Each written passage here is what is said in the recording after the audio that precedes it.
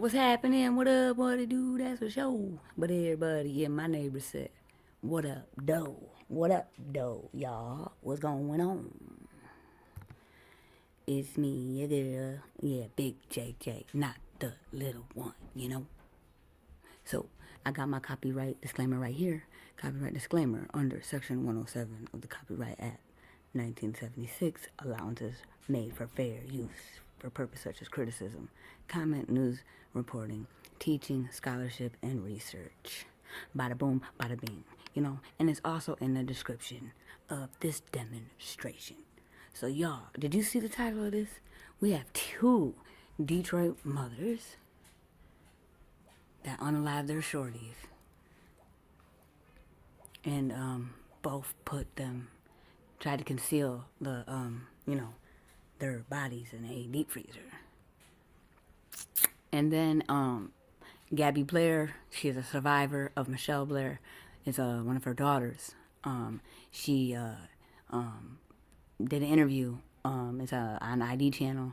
It's the show or the series Evil Lives Here. Miss Gabi did speak about her trauma. I'm very, flowers to her, kudos to her. So yeah, I hope you guys are having a real smooth, a real cool, and a real 100% true Tuesday night. So, I got some, there's a lot. This is gonna be a good one. So, I'm gonna start it off with this. We have a mother out here in Detroit.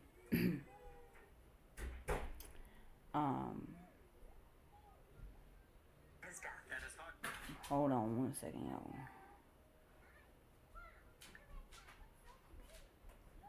We have a mother. Oh, what's going on, Tanya? I hope you're having the smoothest, the coolest, and the truest Tuesday night that you ever did have. Oh, yeah, and for my replay gang, and for everybody, if you kindly, smoothly lift that finger up, just tap that thumbs up button, them emojis on the right, if you would like, share the live, subscribe to my channel if you haven't, if you would like, But, yeah, we have a mother here in Detroit. Her name is Miss Sanika Mays. Her son was unalived 5 years ago, and still no justice. Well, me and Miss Sanika Mays have been in contact, and she wants to come on my platform because she wants her voice to be heard. So I will be having a special guest. We are in on the back end right now, figuring out scheduling, aligning schedulement. So, yeah. I can't wait to, give her the chance to let her voice be heard because it is very tragic. I'm going to let you guys hear the story real quick. It's a little clip. But yeah, Sanika Mays, her son, Justice for Aaron Mays. That's her son. She needs justice. Still no answers. So here y'all go. This is this happened. This came out a month ago, and I seen it, and I reached out to her because, again, there's a lot of cases, like this. A lot of mothers that have not got justice. Like Tanisha Beauchamp, her mother, she needs justice. Her daughter had cerebral palsy. They came to her house and they declared her deceased. Well, the EMTs did. Declared her deceased, put her in a body bag, zipped her up, transferred her to the local medical examiner office, and when he unzipped the bag, she was gasping for air. And she was in the hospital for 2 months, and she succumbed to her, injuries from that tragedy that the EMTs made. And they can't be held accountable, supposedly, because the Constitution protects them. It's real crazy, and I just found out about this story because they were about to go to court because she was trying to get a settlement, and they've been for the last 5 years. This also happened in 2020, and they keep on playing with her, and she was just about to go to trial again, and they postponed it again. And she came on the news, and she wants her daughter's name to be heard, and so I'm gonna try to reach out to her, and so yeah, justice for Aaron Mays, and I'm gonna read this, let y'all listen. If y'all could drop some blue hearts, justice for Aaron, again, and his mother wants her voice to be heard, and I'm gonna give her that space and place to do that. So that will be upcoming. This is what happened, y'all.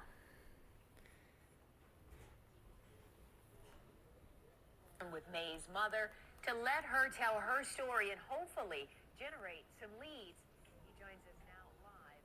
Simon, so only on 7, a Detroit mother is searching for answers ahead of the anniversary of her son's death. Aaron Mays was just 25 years old when he was shot and killed. 5 years later, his killer has never been found. Well, today, 7 News Detroit anchor Simon Shaquette sat down with May's mother to let her tell her story and hopefully generate some leads. He joins us now live. Simon, so what can you tell us? Carolyn, for 5 years, Sonika Mays has waited for her son's killer to be caught, and she is now recalling the life he led before being gunned down in front of her.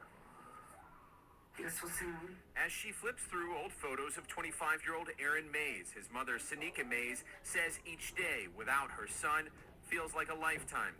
He was gunned down outside her former home at Fielding in West McNichols on September 22nd, 2020, by 2 men yet to be identified. God-fearing. He was a great uncle. He was a great son. He was a great father. And they took his life. And they took his life in front of me.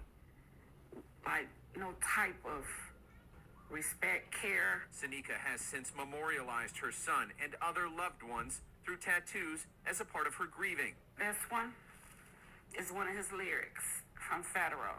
He said interrogation never moved him. She's also expressing a feeling of hopelessness without hearing much from police and not knowing why someone took her son's life. An emerging rap artist, his death also cut short his blossoming music career. Jumped out of a pickup truck.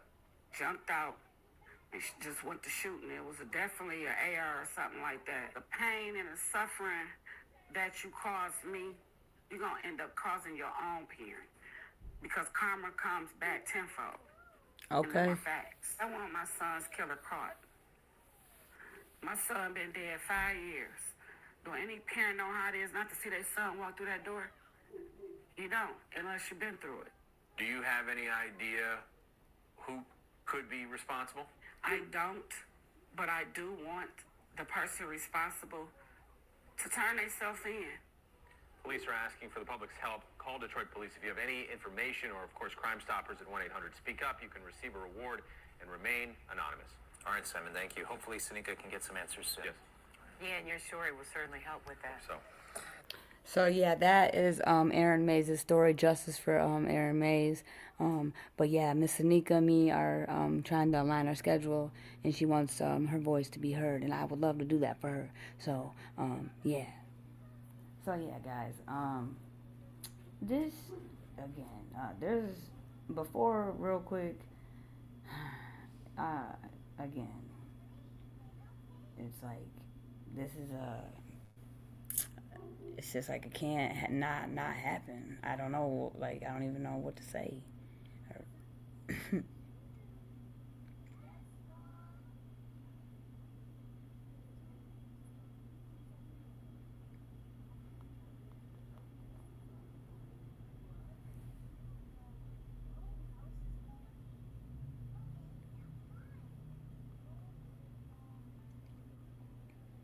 So, yeah, you guys remember, oh, wait, again, actually, let me do this.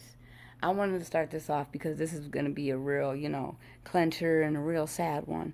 But it just happened to be, I just wanted to do a little positivity note real quick before we, because, we always are, it's always some bad stories. So I just want to play a little quick good story and shout out to this woman, this strong woman. And it just happened to be, there's a reason why she popped up in my algorithm. I was supposed to play this video. But, we're going to start it off on a little positivity and then get into Miss Francis and Miss Blair. Well, not really Miss Blair, but, the daughter of Miss Blair.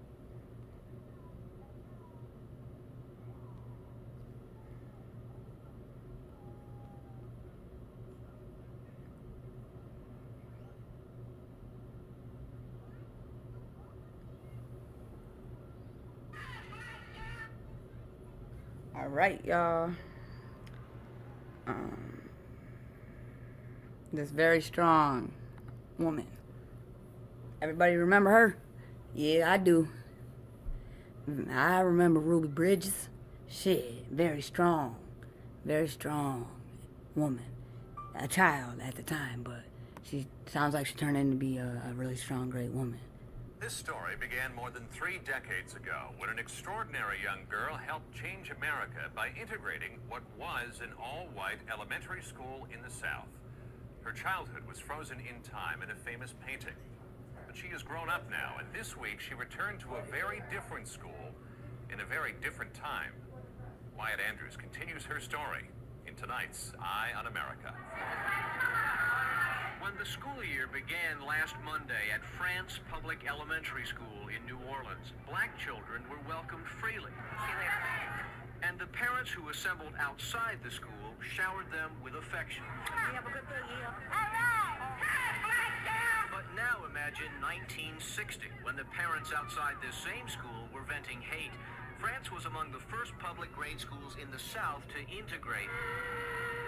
And the first black child to enter France, 6-year-old Ruby Bridges, came to school with federal marshals every day, running this gauntlet of hate. I remember my mom saying to me, Ruby, don't turn around, just look straight ahead. I could see things hitting the pavement. They were actually throwing things. It sounded like a nursery rhyme. And so even when we went home that day, I would sing it, 2, 4, 6, 8. We didn't want to integrate. So I didn't quite understand what all that meant. I don't want to going in that school. It's a white school. Day after day, because the whites were boycotting, Ruby came to class completely alone.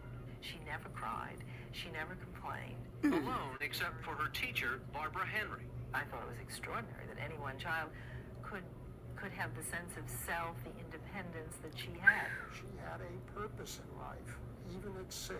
Dr. Robert Coles is a Harvard professor and children's expert who has studied Ruby and been her friend from the beginning of her ordeal. He wrote a children's book about Ruby this year to tell all children they too can rise above their surroundings. And I want, in a way, for children to stop and think about how they might follow in her footsteps, not by going through mobs, but by taking steps to be larger and bigger morally. So she is part legend now, the inspiration for this Norman Rockwell. Hold on. She is not part. She is legend. Let me correct him. Sorry, y'all. I have to say that. A legend. Vision. Nice meeting you. But what makes her truly remarkable is that last Monday, Ruby Bridges came back to the Fran school. I'm excited about it. This time as the parent-teacher liaison. Ruby Bridges Hall now, the mother of 4, has exchanged her business career. That's right, Gregory. I'm going to get to know your mom. To try again to improve what's become an all-black inner-city school. If I can't go back into France school and other schools and get the parents to come back and be involved in their kids' education, I will feel like what I did was in vain. We all know now that integration did not work out as planned. Here in We know that's right. other cities, white parents have spent the last 35 years sending their kids off to suburban schools, and affluent parents of all races have opted out for private school. Did what you did fail? I don't think so. Absolutely not. Absolutely I not. don't think it failed. People have to be taught No. again It to did get not to know fail. each other, to want to live together. I'm going to be calling you. For 35 years, she was just part of the folklore mothers passed on to their children. She was brave. She had to eat lunch by herself. She had to play by herself. And now, look, black kids can go to this school too. But now, that child whose first steps brought such hope in 1960 is on another uphill climb to improve the schools of today. In New Orleans, Wyatt Andrews for Eye on America. 7. Yo, y'all, I gotta say this. What are the motherfucking odds? The integrated school that tried to break Ruby Bridges turned into an all-black school that doesn't get any help, and she's going back there to make a change. That is God. Wow, that is great. That's a great story. Shout out to Ruby Bridges for sure. And you remember, I heard her say something about my mom, walking with me, and it's like, I feel like she had a good mom. We went from, mothers raising babies like this to, mothers like this. So now we're gonna go ahead and get into these two monster moms. So I want y'all to look. We got two mothers right here that did the same pretty much thing.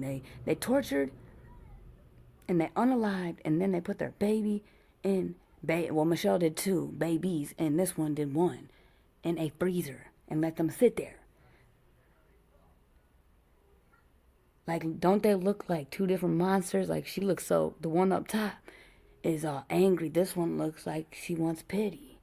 But you're both monsters. Isn't that interesting? But we all different. I do know that. That's why, again, you never will be able to be able to tell by someone's face if they are a monster. So do your research. Definitely use that gut intuition and that discernment and that third eye, that type shit. I would highly recommend that shit. But that's just my opinion. So y'all, we gonna run the clip because I'm not about to slaughter her name or myself and look, because we'll just let them say it for y'all. Because again, her name ain't even worth me even trying to articulate that. Because I struggle with that shit, so hell no. We're gonna just let the video play. All right?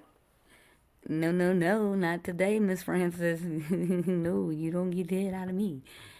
No. Crazy work.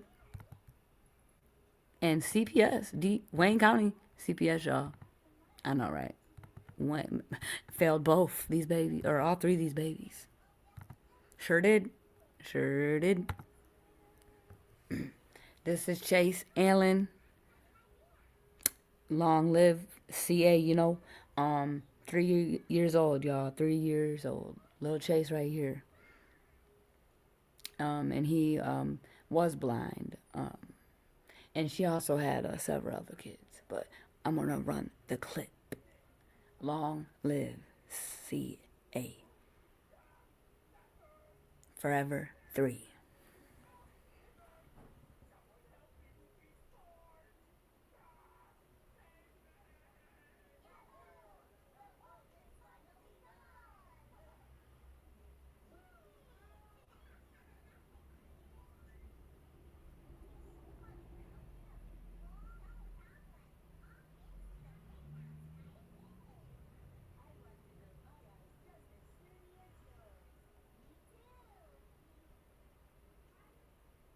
Aww.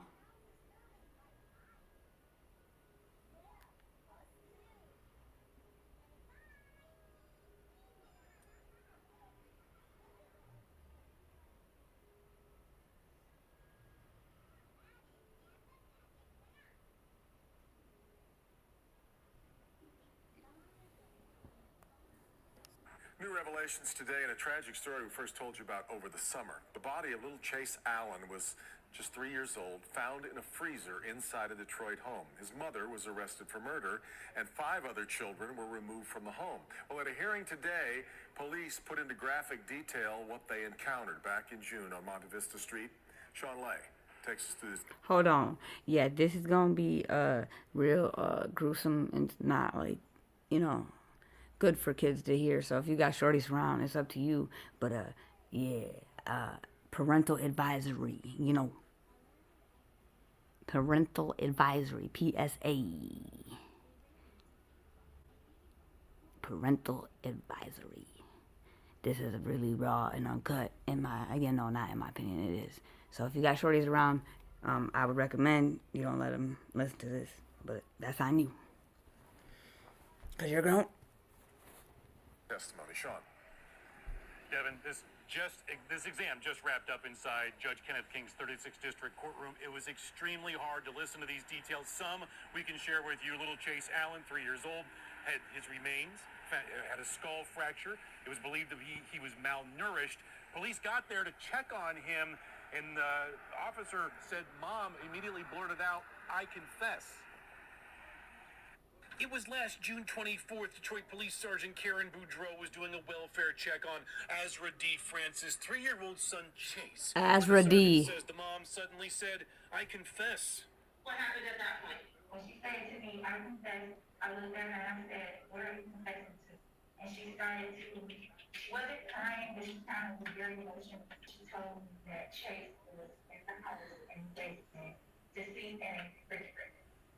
France is charged with murder, child abuse, torture, and concealing a death. Her defense says when the mom started confessing, police did not read France her rights. Shut the fuck up. If she did something, you're supposed to give her her rights, saying anything you say can and will be used against the court of law, correct? And that didn't happen, correct? But it was Detroit police officer Matthew McKinney who opened a freezer in the basement of the home. A bag was inside of it. Could you see what the contents of that bag were? At that point, no. Back to, I opened the bag up a little bit, where I seen a child-sized decomposed body. An assistant Wayne County medical examiner says the boy's remains showed signs he was malnourished and there were evidence of skull fractures.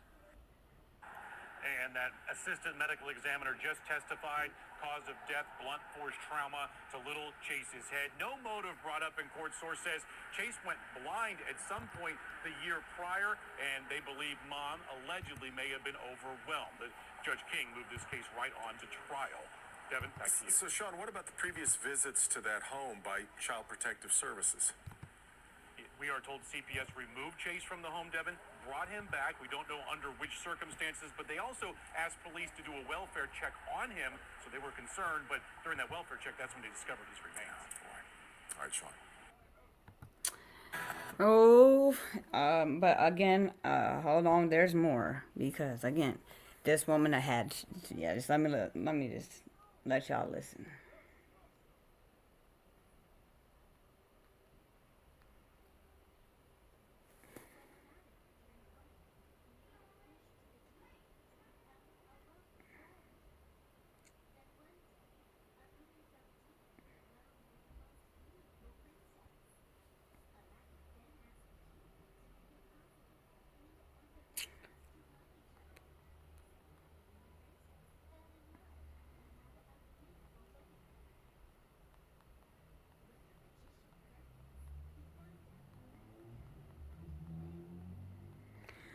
She was only sentenced to 35 to 60 years, y'all. What? It should have been life. In my opinion, you do that to your own shorty, man. Like, and you already got a tendency of being violent to kids. Life. Inside the 3rd District Court in Detroit, 33-year-old AZURADEE France covered her face as she listened to her sister read a victim impact statement. I pray that you find healing, that you actually one day regret what you did to your children, especially Chase, because he didn't deserve it. Police found the body of 3-year-old Chase inside a freezer in his home on Monte Vista back in June of 2022. An autopsy revealed blunt force trauma to the head was the cause of his death. His mother, AZURADEE France, was arrested and on July 12th of this year pleaded guilty to second-degree murder. In court, the prosecutor said Chase's siblings were also witness to some unspeakable acts. Not only did two of the siblings of Chase Allen witness Miss France putting their deceased brother in a freezer, one of the children, who was 9 years old at the time, at Miss France's direction, went and got the laundry bag that she eventually put him in. The prosecutor also said Chase's mother was not alone in failing to keep him safe during his short life. He was failed by so many during his short life. I agree. CPSE. There was at least 7 rejected complaints. Oh, by gosh. CPS, as well as at least 6 CPS investigations. An argument even the defense attorney could support. The one thing we can agree upon is this child was failed from every single adult that could have helped him. As for France's other children, we're told they are now in foster care and will likely require a lot of therapy going forward. Now, in addition to Chase, we're told that France had 4 other sons and daughters. So the Chase had 4 siblings there. Those 4, as I mentioned, are now in foster care. And the judge said that France needs to get any sort of mental help that is offered while she is in prison for those 35 to 60 years. Reporting live tonight, Dave Spencer, Fox 2 News. I don't know, y'all. I don't think that's long enough. What's going on, Angie Horn? What's going on, my girl? How you doing tonight? I hope you're having the smoothest, the coolest, and the truest. All right, Miss Tanya. Well, I'm going to be right here, okay? You be smooth with it. Thanks for pulling up on you, girl. Yeah. And the kicker, y'all, let me show y'all this. So you heard that, right? It said that all the kids are in foster care, right?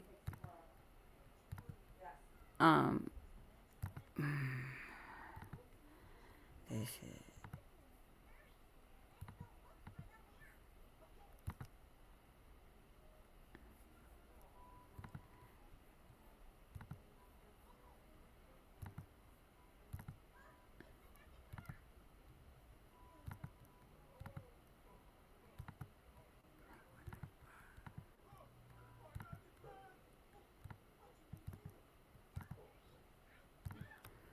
So y'all heard that, right? They're in foster care.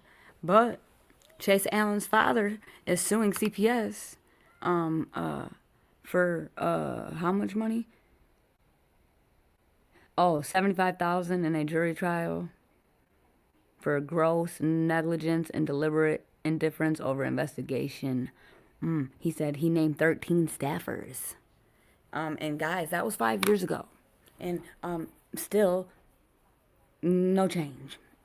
So I don't know. What gonna take? Like look at this. These two monsters.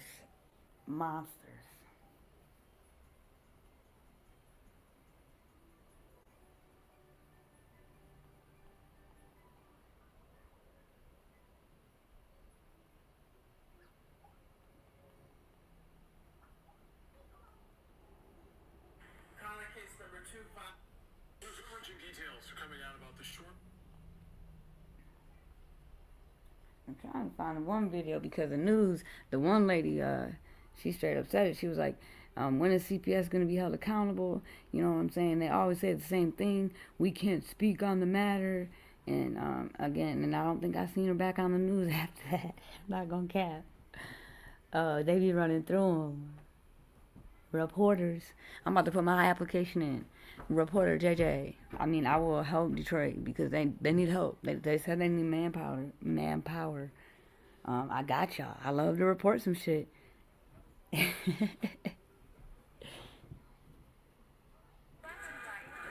Bringing awareness. Here we go.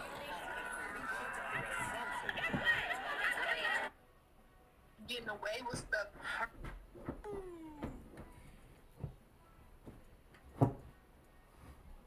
Maxwell 7 Action News.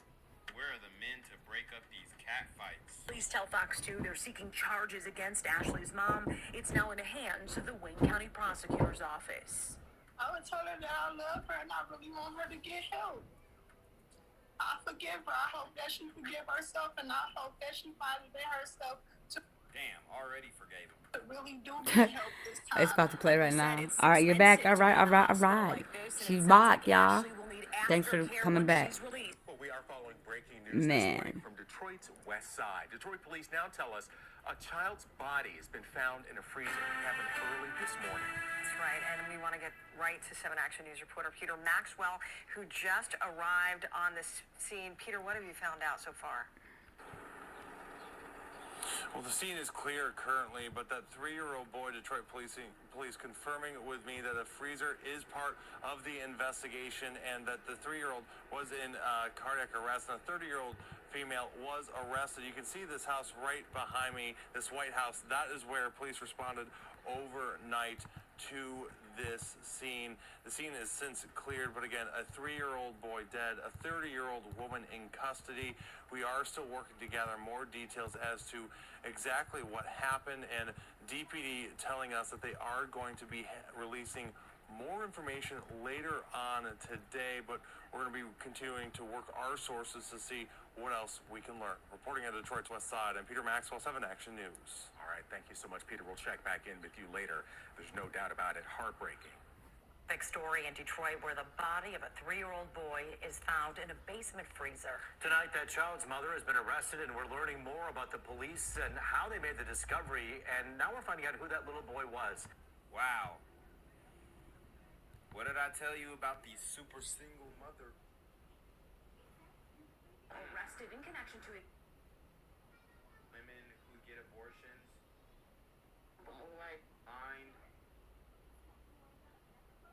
To his death.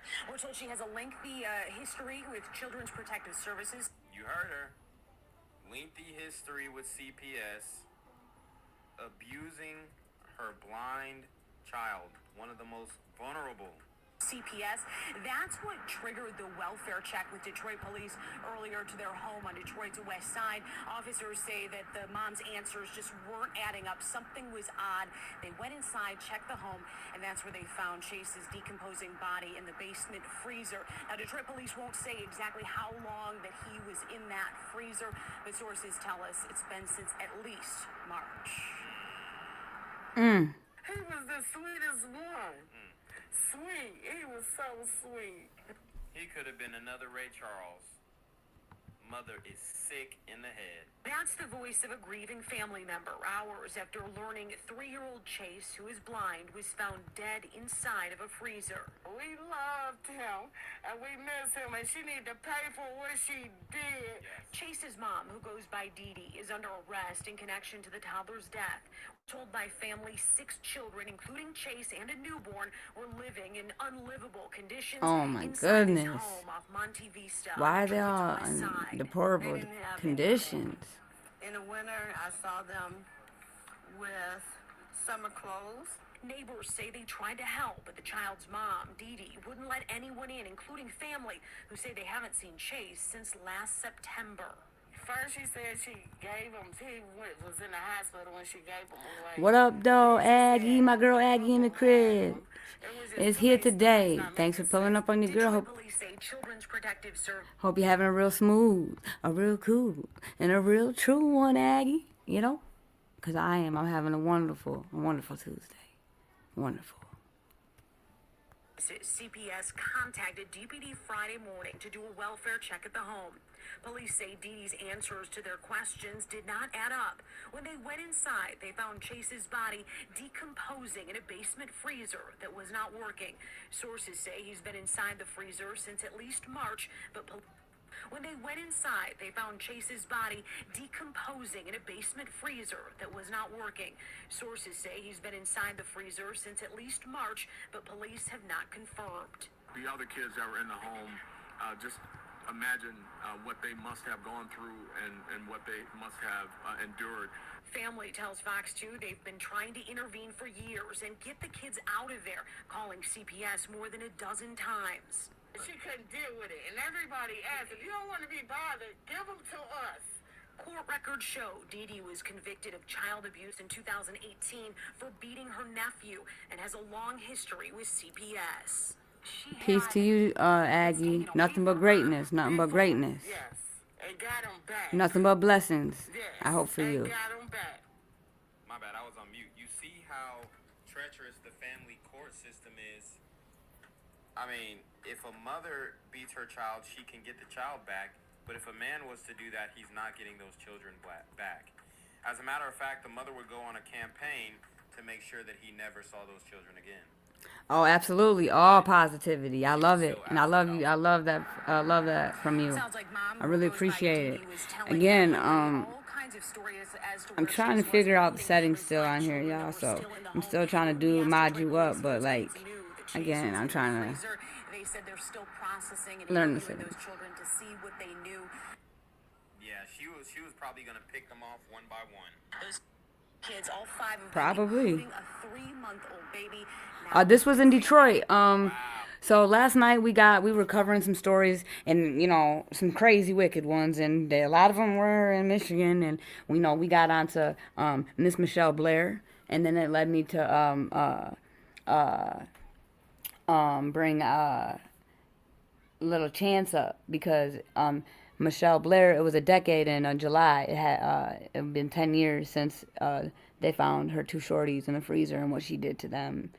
That woman is such a monster. And then 5 years later, we got Dee Dee. That's what they call her. I'm going to call her it. She put her son, 3-year-old Chase, and tortured him and put him in the freezer. He was blind.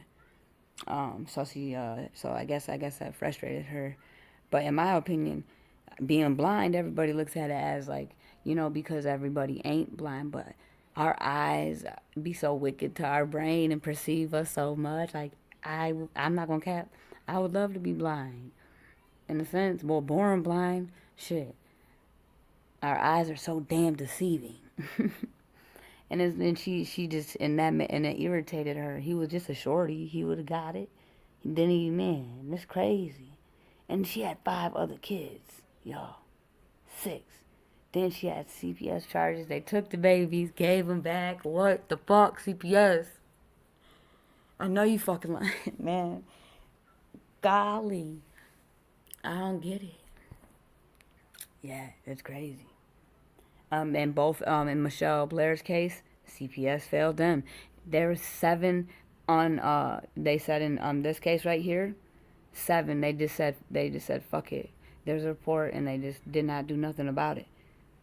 7. And like, in this video, the house looks really messy and really bad. And, her remaining kids went to foster care, but the father, sued CPS. And he named 13 staff members. I know. And the skeleton boys that we were talking about last night, their dad was about to get out. Remember, he was only charged with and so I can't remember his exact charges, but he did 15 years. And he was about to get out, and they hit his ass with 3 charges of red rum. The judge has declared the boys deceased without bodies. I guess they found some evidence on his computer. That happened in Michigan too. Yeah, that shit crazy. I couldn't believe it. But then there's a mother in Beale City that was texting her daughter. It was some crazy shit, being bullying for 2 years. Remember, I was telling y'all, like, these, I don't know, man. It's crazy. But we went from having mothers like Ruby Bridges' mother, who, helped her become, be so strong and powerful, to these types of mothers. Like, wow. And again, shout out to Miss Ruby Bridges, man. And her mama, for real. But, maybe it's about to come back, Jack, around, because it's been long enough. It's crazy. Oh, so this woman is still having kids. She's still having kids. And she already got other kids that she can't take care of.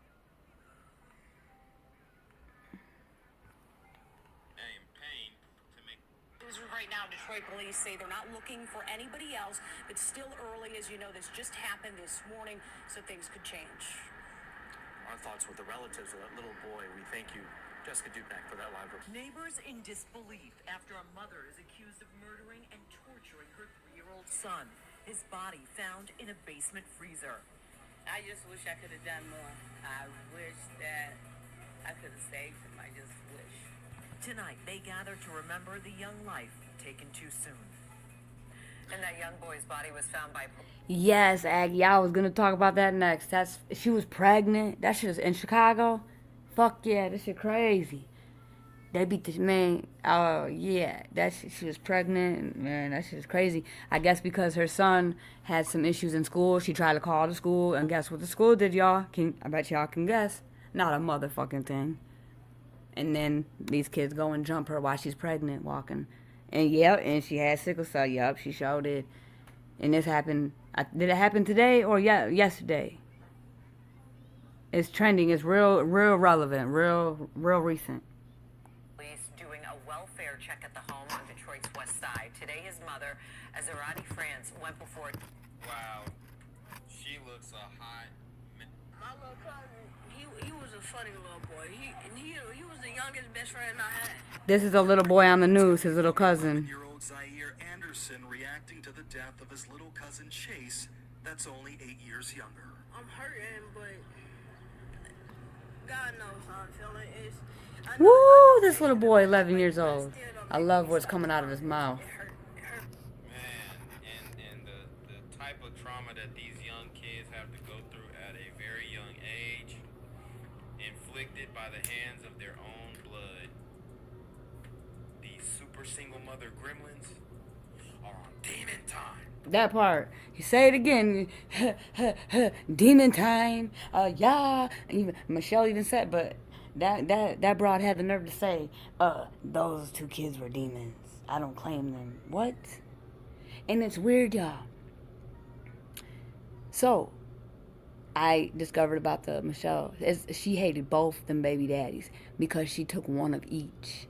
She didn't, like, we got Gabi Blair as a survivor and STONI Blair. So obviously we know they have the same daddy, right? So then Stephen Barry and her other son's name was Matthew have the same daddy, right? So she let one of each stay. You get what I'm saying? I didn't know that about the story. I just kind of put it together when I was doing my little thing to put this together. But I find that very interesting because I was like, what made her choose, those two? But yeah, Gabi Blair is STONI Blair's big sister. And Matthew, he went to foster care and stuff, and I don't know, but he is STONI's brother.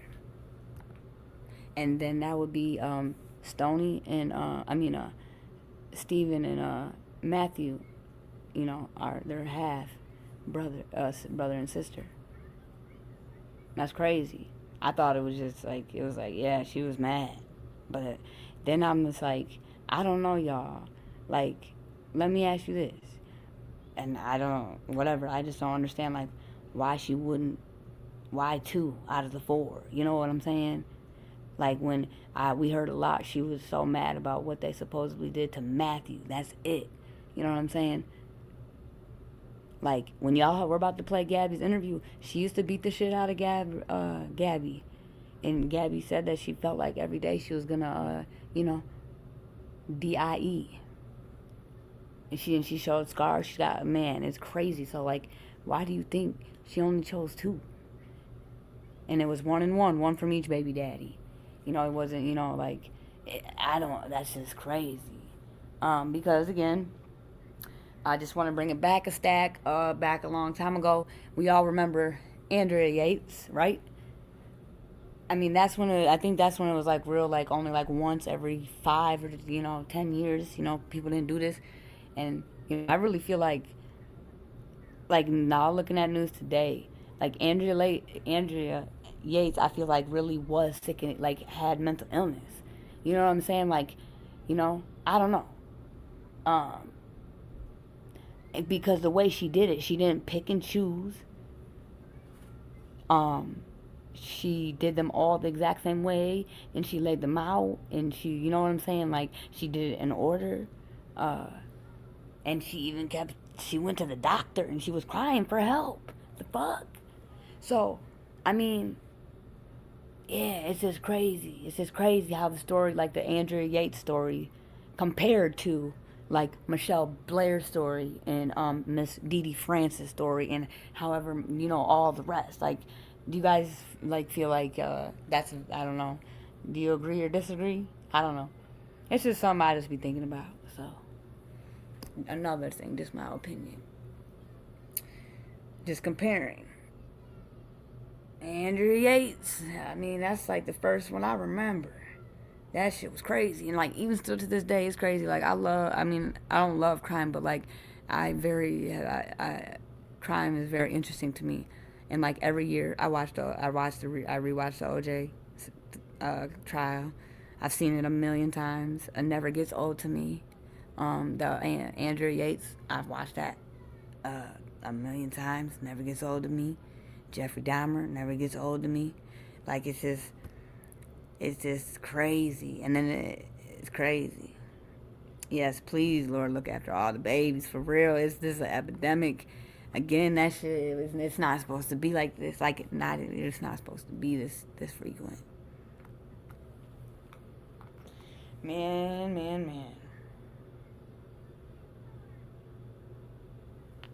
Real bad. He only 3. You're not supposed to do that to a kid. Sadly, 3-year-old Chase's body was found in a basement freezer Friday morning during a CPS welfare check. His mother, AZURADEE, is now facing charges of felony murder, first-degree child abuse, along with torture and concealing the death of an individual. Betty Jenkins is her grandmother. It's just a little bit too hard to bear for the family, and not only the family, but the friends, the neighbor, everyone who knew them. Next-door neighbor Cheryl Hardy, however, wishes she could have helped, being so close. I just wish I could have done more. I wish that I could have saved him. I just wish. A candlelight vigil and balloon release. The only way you can save a kid from a situation like that is snitching. Snitching. Or bringing awareness or speaking up, you know? That part right there. What he just said, bingo. Man, Aggie says, I have one grandson, I will lose it if anything happens to him. I know that's right. Miss Vanessa, what's going on? I hope you're having a smooth, a cool, and a real 100% true Tuesday. You know? She says, hey, Jay and Chat, I remember the Blair case. I love crime as well. I also said I wanted to be a lawyer when I was a child, but life had different plans for me. Yeah, like, again, I don't know what, you know, a lot of people, I've seen every single episode of Forensic Files, I promise. Like, I've traveled a lot for work, you know, and I always would just run it on the, you know, hotel TV, and, you know, I'll be like, oh, I've seen this one just by the name. When they start, you know, like the little music, the intro, they'll be like, you know, so-and-so, da-da-da. I'll be like, oh, I've seen this one. You know, I've only been in, you know, I've been married twice, and my first wife, she definitely she liked the crime, and the second one hated it. She is always like, oh, this is all you watch, snap. Like, I mean, I don't know. I mean, at least it's real. I mean, it's not like a fake movie. I don't know. I'd rather watch some realistic shit. I like a little bit of entertainment. I'm not gonna cap, like Baddies and Maury and like Jerry Springer back in the day. I'm not gonna cap. I do, you know. But I like documentaries and stuff like that. Yeah, like First 48. Yeah, that's what I'm talking about. Or like, you know, remember that Fear Thy Neighbor?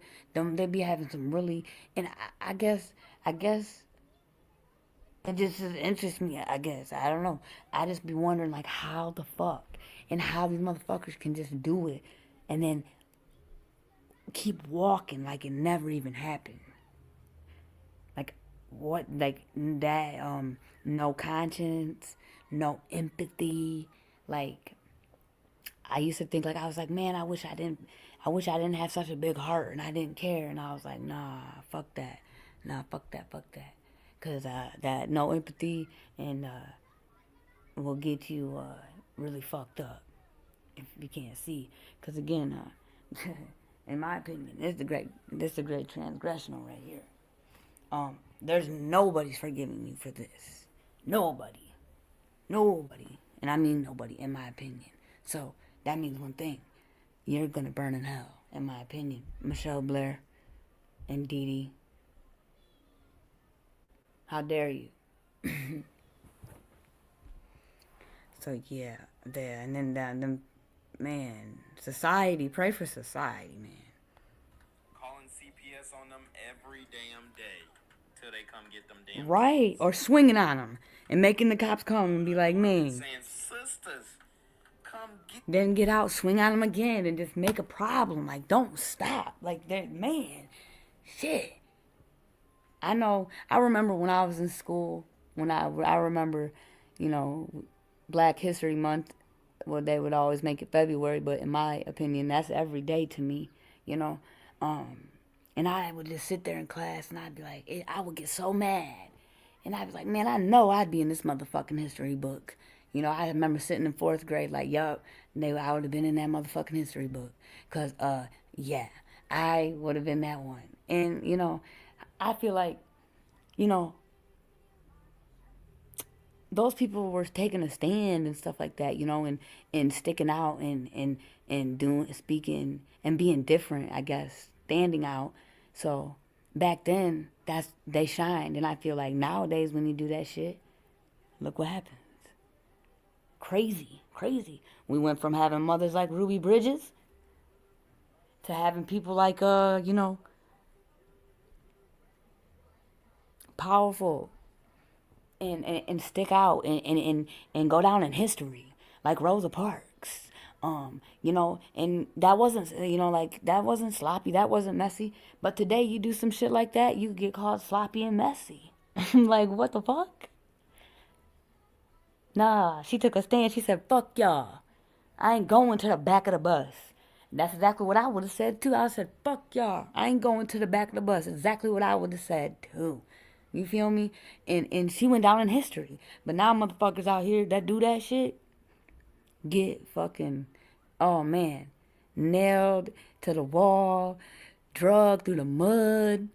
What? Make it make sense, my people. What's going on? We got Tasha Davis, 396. Hey, JJ, what's going on? I hope you're having the smoothest, the coolest, and the truest Tuesday that you ever did have. It's very interesting. So many different stories. My kids be like, Mom, do you like watching anything else? I'm like, nope. Right. I swear to you, I would run the rerun. Like, every Sunday when I used to run Snapped, I'd be like, man, I seen all these, but I'm still watching it. I'm running it because I hadn't missed something. Or they got the ones, women in prison. Man, I seen all of them. I went to John Jay High School and college in New York City, but things happen with that dream. Hey, you know, well, hey, it's okay. None of my dreams didn't come true either, but I'm still dreaming big, you know. Dream big. I'm still dreaming big. Not getting sold no dreams, dreaming big. I remember it was crazy because I wanted to be a judge. I thought it would be, you know, when I was a kid, I was like this, you know, and getting into high school, and then I wanted to be a medical examiner, or you know, cause they go out and you know that they're the corner, and then they come back, and I'm not gonna lie, I met some older women, and they, you know, we got real close, and they helped me out, and one of the ladies just happened to be the head medical examiner of Macomb County, and bless her heart, shout out to Sherry. She did 30 years with the Macomb County. And I remember one day I was 19 years old. I had to go down there to the building, you know, because they got to handle some business. They're all like conjoined. And, you know, I went and handled my business, and I stopped in, and I was like, hey, Sherry, what's going on? I was going to be going to work to IHOP, one of my first jobs, IHOP. And I was like, I hope you have a good day. She said, hey, JJ. She said, you want to see a, you know, Ed body? And I'm like, what you mean? And I'm like, hell yeah. Like, you got one, you know? So she's like, takes me in the back. And y'all, it was a really cool experience. Like, it wasn't, you know, it was a good experience. Like, it was just crazy, like, to just see literally, like, how, you know, it goes when you're in that room. And, you know, I'm not gonna lie, I remember watching, and I just remember they just like had threw their clothes on the ground, and I was like, damn, that's harsh. Like, you know what I'm saying? You know, I'll be 33 next month, But I was 19 at the time, and I was like, dang, I was like, y'all gonna just throw their clothes on the ground like that? And you know what I'm saying? Like, but you know, it was just, you know, I'm just talking about my experience. And it was really interesting. Like, I couldn't, like, it was interesting to see, but it was like there was a smell. And it wasn't like a smell of, like, it was a smell of, like, you know, chemicals and then, like, rot. Chemicals and rot. And I could smell it right now, guys, as I'm talking to you. And then after I left, you know, I was a host at IHOP, and I remember everybody that walked in. I was just picturing their insides. I know it's fucked up, but it was just, I'm just telling y'all the story. But again, it was a really, really awesome experience. But that dream did not come true. But my passion is still there for that stuff. Very interesting. Like, I learned, you know, on CSI, when they be showing you, like, the mouth, it is physically impossible, you know, if you know, to close someone who is unalive, their mouth. It is physically impossible. What's the other thing? Miss Sherry told me, you know, we keep the, you know, because all the organs, if you're not an organ donor, I watch this shit, y'all. But if you're not an organ donor, because I was like, where are y'all gonna put that? So, you know, they weigh up all your organs and stuff and put it in the report, and then they put it in a bag and they put it inside your stomach and they sew y'all up. They're gonna sew us up. And I watched that. I was like, oh, so that's why y'all don't have to worry about the biohazards and stuff. So if they're not getting donated, they're going right back in you in a bag. Like, and your brain and everything. And they don't take out our eyes unless you're a baby and they need it for evidence for shaken baby syndrome. And this again, man, I wish maybe later life. I was thinking about becoming a PI and start my own private investigator business. PI. I think I'd be a good PI, y'all. What y'all think? I think I'd be a damn good PI and a reporter. So, you know, I might have found, you know, my calling. Glad to hear you feeling better today. Oh yeah, I feel great. Again, I'm at peace. If you know what I mean. It feels great. Okay, let's get back on track. You know what I mean? You know, if I get to going left, we ain't never gonna come back right, and I'm going left and left and left. Oh shit. This is crazy. I can't believe these mothers.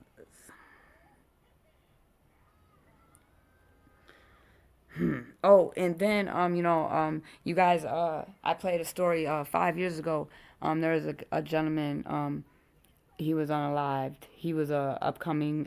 He was had a talent rapping in Detroit, and still no justice. And his mother was on the news, and me and her have gotten in contact, and she wants to be heard and her voice, and she's gonna be coming on my platform for that space and place to do that. So I just y'all be looking out for that. Aaron Mays, you know, there's been no justice. He was unalived right in front of her, right in front of her. Right in front of her. So she will be coming on my show as a special guest. And, you know, I'm in the works of some other stuff, you know. But again, I told y'all it's going to slow down for me because, you know, my job, you know, I do work too. I be doing my first live on my lunch. I'm not going to cap, guys. I be setting it up, get ready, you know, and then I be like, all right, I'm going on lunch. I'm going to go live. Ah, shit. And then I come home and I do my little breakdown, but this is my little safe place. I think you would be real good at it, JJ. I know, right? Again, yeah, too. I'm gonna be a private investigator. I'm like, what y'all need? Oh, you think your man's cheating? I got you. You know, I got you. I got you. I'm gonna find out anything and everything you need to know. G-O-V. Shout out to that website. You know, I mean, it helps assist me for sure. But I will find out. I will. If I want to find out, I'm going to find out. And I've learned some things though. I've learned because I used to always have to know some shit. I really did. But now I don't really want to know unless it falls into my lap. Curiosity cat. You know, the cat satisfaction brought him back. Like, I had to know. Like, I had to know. And I'm like, Jade, what are you doing? Like, you just, why? You know? Just let shit be. Just let it be.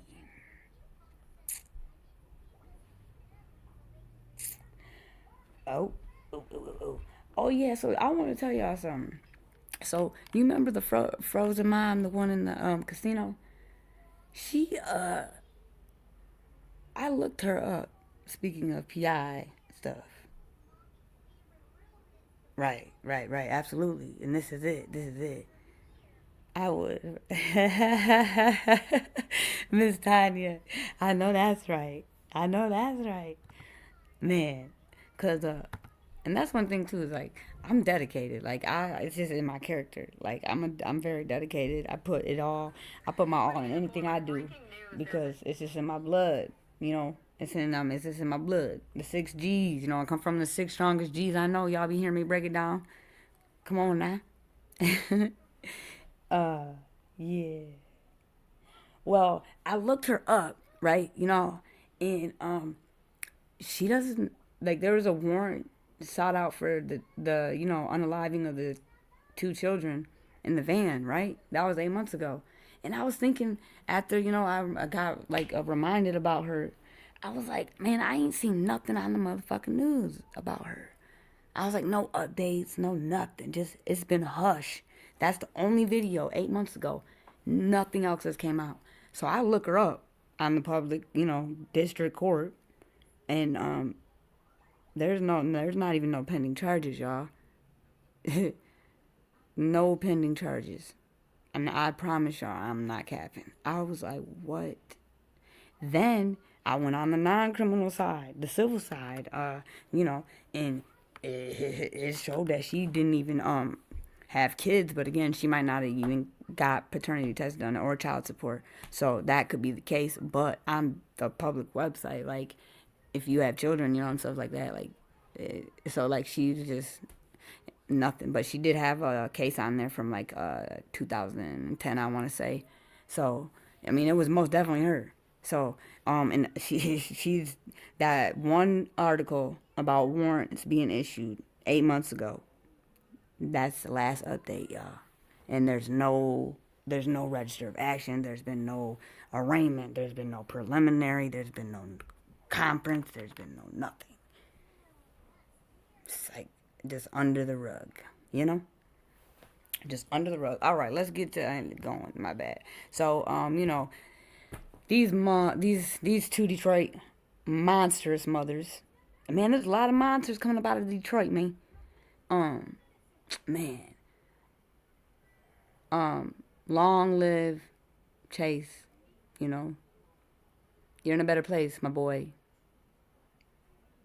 And long live to Stephen Barry, y'all. And my God, you're in a better place. And I'm sorry for everything. Man, I can't imagine you poor babies. I'm looking at y'all like I could just cry right now. Man, STONI Blair, long live, my girl. You're definitely in a better place. Fly high and keep looking over your big sister and your brother. And, yeah. So, now, guys, Gabi Blair, even though the trauma she endured, she's strong and powerful. She did an interview. It actually was on Eva Lives Here on the ID channel. So if y'all want to check out the full episode, I will tell you exactly what season and what episode. Shout out to ID channel. Shout out to ID channel for sure. And shout out to you, Gabi, because you're strong, man. It takes a strong soul to do what you did and to speak out. And you know, she told in an interview about her mom made her help her put her sister in that freezer. And she says every time she walks by a freezer, I know that's right. I mean, trauma is real. I know that's right. She just remembers the horrifying things that she saw, that she endured. So shout out to her, because you are very, very strong. Keep being great and keep being strong, girl. Salute to you for sure. So right here, Eva lives here on ID channel. The episode is titled I Made It Out Alive. They aired it January 29th, 2023. So my bad, y'all. I don't have the season, but the episode is titled I Made It Out Alive. And she sure did. Because you got to remember, I like what she says, because, in my opinion, to live doesn't mean you're really alive, in my opinion. You gotta live life, and some people that go through trauma don't get to live. So that's why I think I like the title to that, because, she made it out alive, because she's not out here, succumbing to, addiction. So, per this interview, I can't speak, so she's living, in my opinion, so yeah, shout out to her.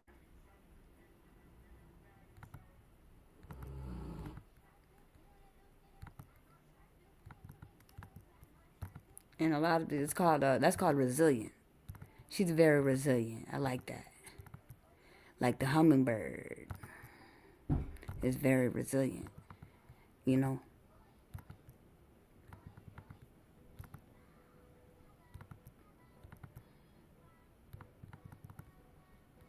So that is the name of the episode. It's on ID, y'all. It was aired 2023, January 29th. And I'm glad these babies did get justice. But it's been said that the good die, or the good go young, because our Father is trying to save them from evil. And, it took me a long time to understand that, but I do now. And in my opinion, I believe that. And the ones, and that makes people ask, well, why am I still here? Because I'm good. Well, he needs soldiers out here. He needs his warriors out here, because he gives his toughest battles to his strongest warriors, And then, of course, he's got to have the evildoers out here. So, yeah, it makes sense to me.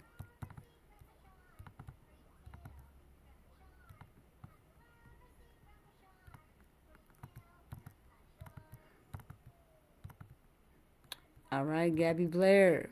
Shout out to you. This is Gabi Blair right here. She is her eldest daughter. Yeah, amen. I know that's right. So that's my take on it, and that's how I had to, and that helped me understand, losing, my first spouse. It was really rough, and that helped me understand it. And I was like, he was saving her from evil. And at first I was like, well, who was he saving her from? And it don't matter. She was just being saved from evil. And then you got your warriors out here and your evil doers. Okay, that's it. That's my take. And we gonna let the clip play. I can't. After I did my live yesterday, I was doing my thing, and I'm like, dang. Cause I think it was girl that's in the 313. She was like, I wonder where her daughter. Or maybe it wasn't her. Someone said, I wonder where the kids are, the daughter. And I was scrolling in my algorithm, and boom, I was like, get the fuck out of here, swear. And here we are today. Miss Aggie says, I ain't get tired of all this, but hey, again, yeah. Cause a lot of people, they avoid watching the news, or they avoid going to the doctor because they don't want to know. But just because you don't want to know don't mean it's not fucking happening. And I hate being blindsided, y'all. I fucking hate being blindsided. So I'm gonna be aware of my surroundings. That's just me. Yeah, that's just me. But we all got walks and talks and different ways of life out here. So, good luck to anybody. I'm rooting for you. Always.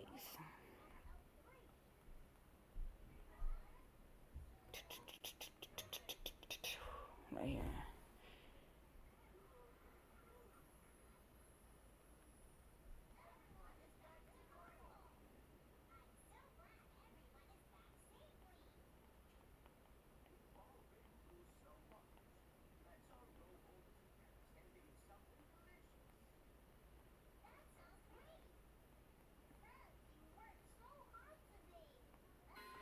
There was nowhere else that my mom could hide the bodies.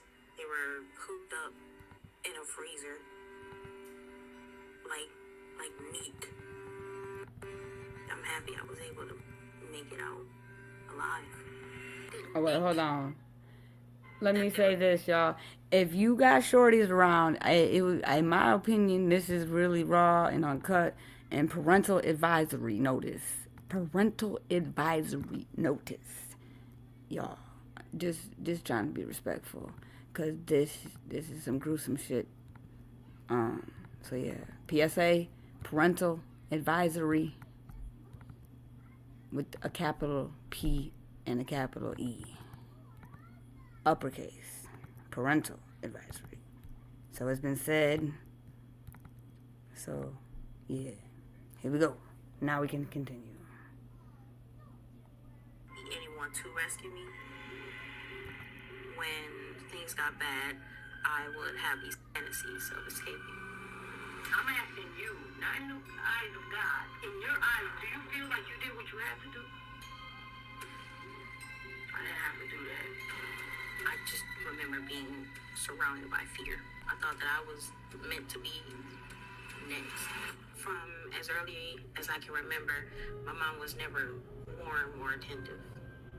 The most amount of affection that we would get is a kiss goodnight, and that's about it. But there was nowhere else that my mom could hop. But there was nowhere else.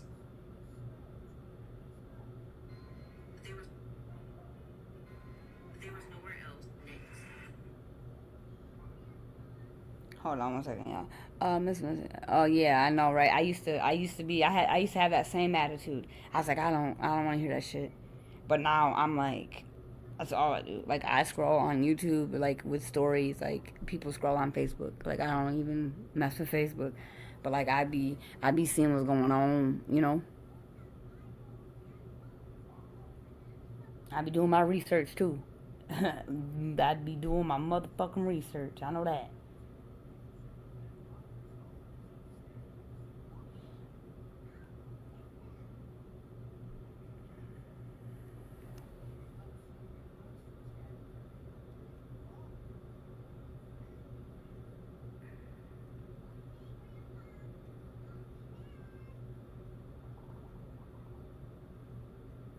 Story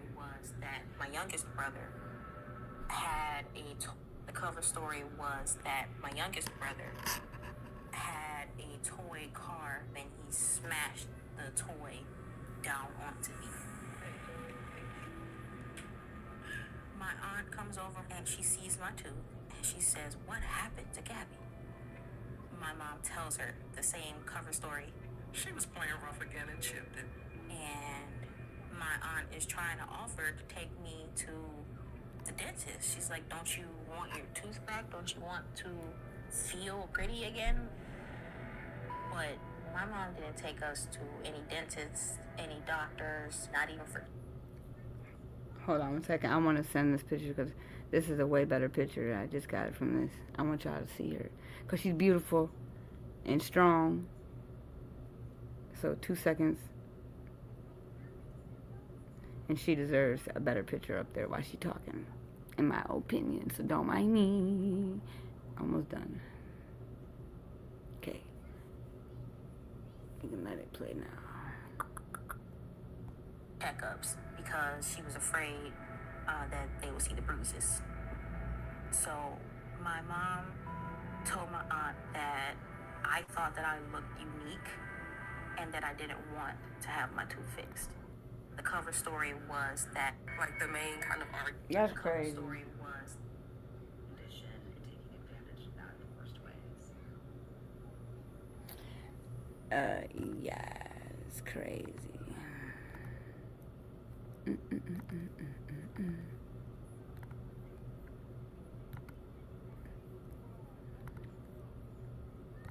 Here we go.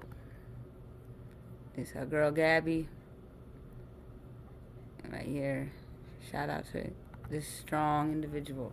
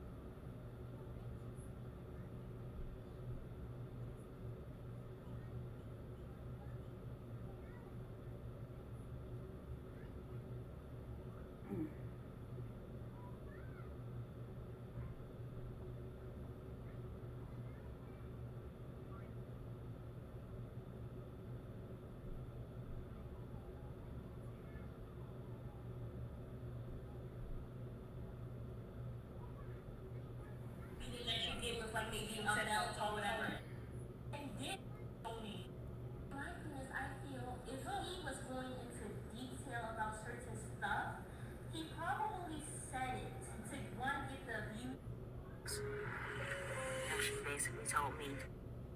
Then she took him to the master bedroom and closed the door. I'm just terrified. I'm in shock. And I appreciate you, Aggie. What happened? I was just afraid. Throughout most of that week or two, he was alone. She had him isolated. She used trash bags to hide him food. Let me rewind it a little bit. For a while, there was an extension cord phase. Then there was a belt. She would have us touch our toes. And she would just slam the belt buckle down on our back. And she would make sure to hit our backs and miss our legs and our arms. And that was so we could wear short sleeves and shorts. She would say she was really paranoid about child protection services. If my mom would make the rest of us watch TV, and we had to pretend like nothing was even happening. Mind your business. It was hard to focus on a TV show when you can hear your sibling being hurt behind you. I don't know if she enjoyed it. When I look back on it now, sometimes I think. Yeah, absolutely. I'll drop my email and ask me. You could tell me. Yeah, I would love to. I would love to. So just let me know what you want me to do, and we can email back and forth. And yeah, I would love to. I would love to do that for you, Aggie. I'm gonna drop my email. I just saw rage.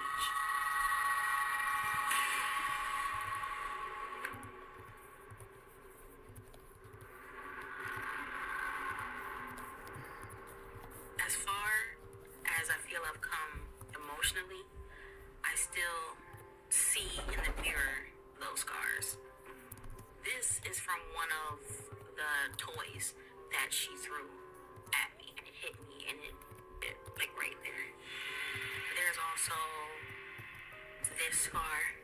This was from a 2x4. Some are a lot easier to hide. I have one on my arm. My mom would stand me in the bathtub and throw hot water on me repeatedly. My back also is severance, but they've healed tremendously over the years, and they're barely noticeable.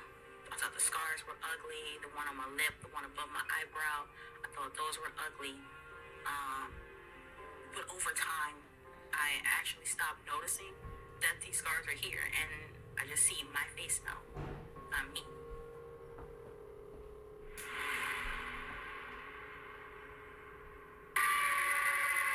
One day, my mom was yelling at me in the bathroom.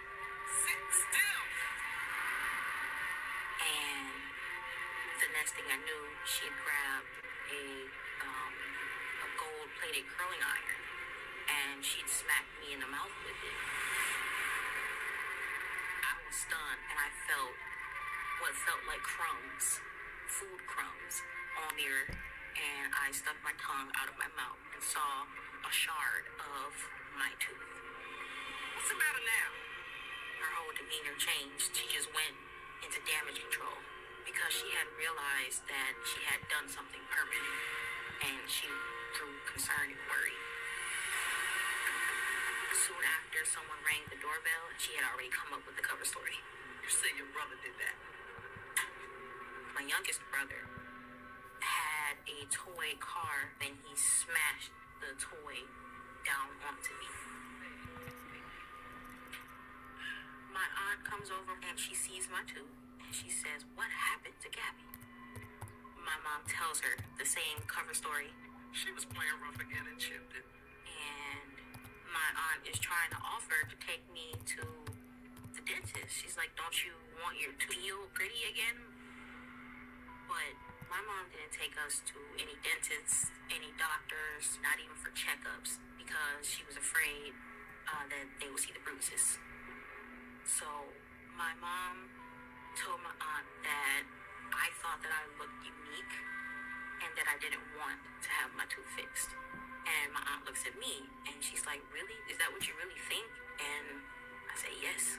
I was going to cry because I desperately wanted my tooth to be fixed.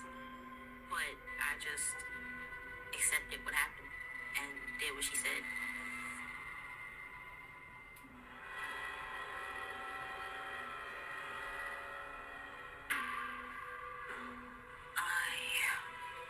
Walked into the living room one day and saw my youngest brother, boys.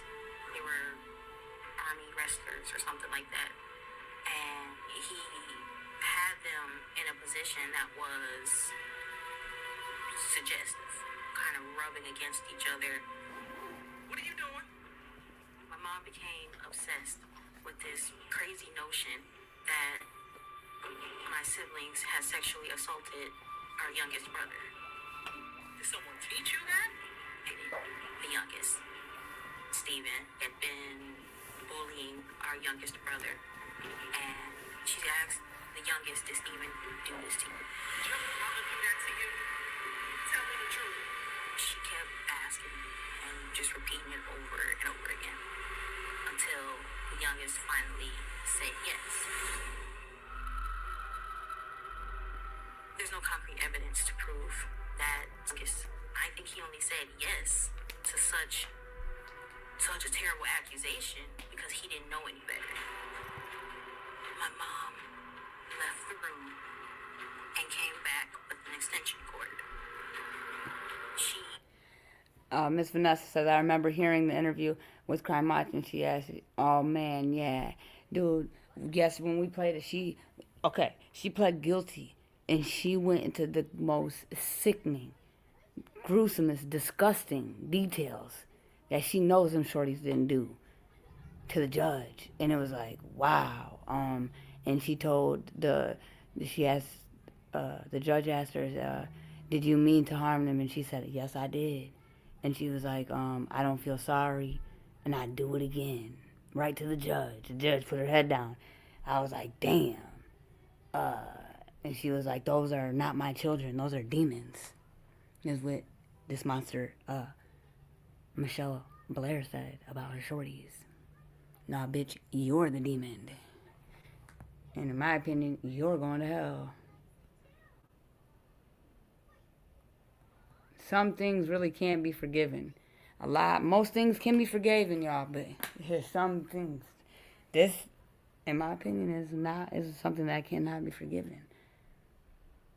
As an individual, like Miss Gabi forgave her so she could move on, but I'm talking about, you know who I'm talking about. God is not going to forgive you if you do this shit, in my opinion. Wrapped it around Steven's neck and flung it over. What'd you say? Yeah, this is Gabi. No, Gabi, Stephen Blair. Stephen Barry was 9, and Stoney was 13. At the time, I want to say Gabi was I'm not sure. I know if Stoney was 12, she had to be a little bit older than Stoney. So I can look into that though. So I can't really say. But in this video, she looks pretty. She looks pretty grown. I think she's grown now. Yeah. Yeah. So basically, I'm gonna show y'all real quick. So Michelle Blair had 4 kids. She had Stephen Barry, Matthew Barry, Stoney Blair, and Gabi Blair. Matthew and Gabi are still alive. And she, yeah, we know what she did to the other 2.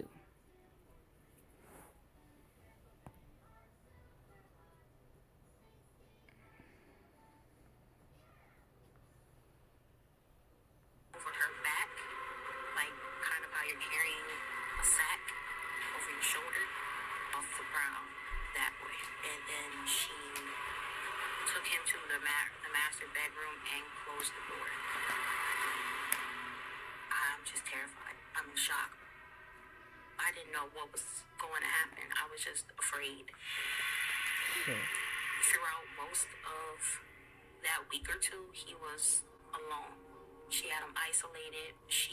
Oh, and by the way, this interview was in 2023, so 2 years ago. So I'm gonna look into that and make sure.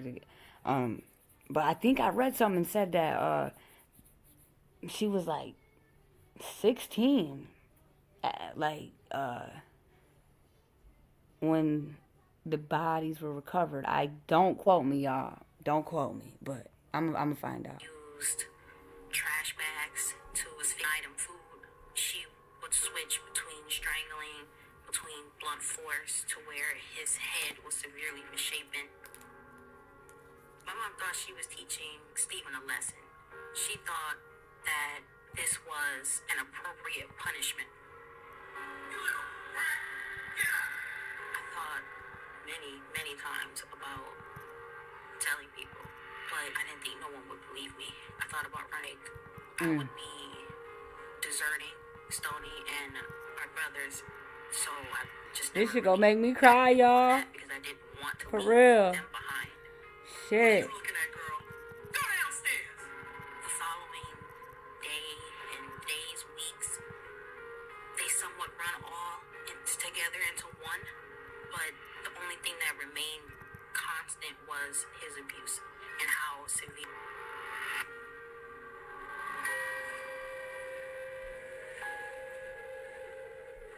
This is a picture of my little brother's. In this video, y'all, she's got the picture in her hand, and she's looking at her little brother. It hurts seeing this picture. He was a child. He didn't deserve this. Stephen was a 9-year-old that had been abused since he was 5 or 6. I don't understand where my mom's mind was. What hurts the most to me is that I thought that Stephen would be okay when my mom decided to stop. I thought that he could heal and everything would be fine.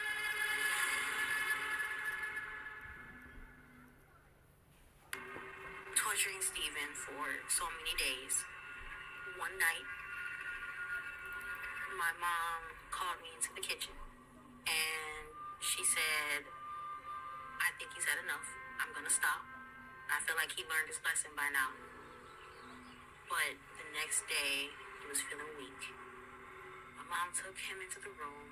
She laid him down. And then she said, he's leaving. Sorry. I saw Stephen laying on the floor in a blanket. My mom was leaning over Stephen and telling him that she was sorry and that she loved him. And he weakly said, I love you too. He said it back. Wow. My mom told me to give him a kiss. That's crazy, because, you know, we all yearn for our mother. You know what I'm saying? You notice, Gabi is still referring to her as her mom, right? I bet you she's, you know, she's fucked up. Like, no matter what happens, like, we all yearn for that mother. You know? You ever heard that song? Sometimes I feel like a motherless child. Like, I felt that in my soul. Like, that shit is crazy. Like, it doesn't matter what they do. Like, I know Gabi still yearns for her mom. It's just in our blood. It's a human nature. And she can't help it. You know what I'm saying? Like, it sucks. Like, and especially when our parents do that, because we're still going to yearn for that love. It's crazy. And that'll fuck you up. That'll fuck you up. But she is strong as hell. And I give it to her.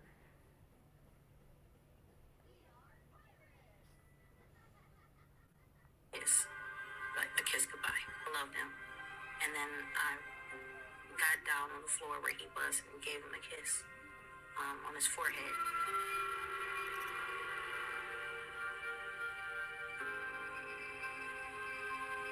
Then I heard a sound, and it sounded like a breath. And so I gasped, like, man. Oh, he's fine. And she said, no, that was his last. And that's that wall. And see, this is me. That's crazy. See, great minds think alike. That's what I'm talking about.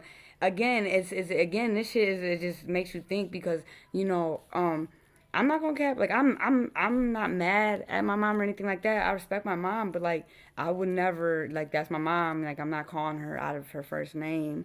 Like, I'm gonna respect her. You know, I remember a time my little sister was around my father, and, you know, it was new to her and stuff, and she thought, you know, and she called him by his first name, and, you know, like, I had to check her. Like, I said, you know, it don't matter what, it's respect. Like, then, you know what I'm saying, like, in front of me, you can't do that. You know what I'm saying? And then when I went back around, it was like a year, I seen them together again, and lo and behold, he was dad again. I know that. Because I told everybody, my mom made me call my stepdad father. She made me. She made me. I hated that. I hated that shit. Like, I hated it. It made me so mad. And I would never make my shorty call anybody mom or dad. Ever. Ever. And I don't care if my dad was whoever the fuck he is, whatever the fuck, bad, good, nothing, something. That's my dad. You know what I'm saying? Like, that's just it. You know? That's how I feel about it. So, it's fucked up. So it's like, man, if you got kids, please hug them. Please don't be don't be one of these. Our babies need us, man. Please. It's been enough. Hug your babies tight. Do your research. Don't leave your kids with anybody. And don't choose a man or a woman over your children. Because that shit's unattractive as fuck. So I don't care how pretty you are. That shit's unattractive as fuck. That shit is unattractive. Will always stick with me. And it always has. And I just sank to the floor right there. And I had never done anything like that in front of my mom. Never sank, never cried in front of my mom. But at that point, I didn't care. She could hit me all she wanted. My brother just died in my face.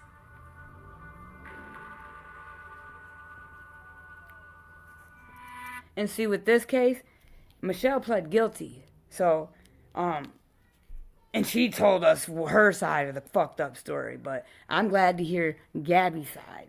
Because if there was a trial, she probably would have testified. You know? So, hell yeah.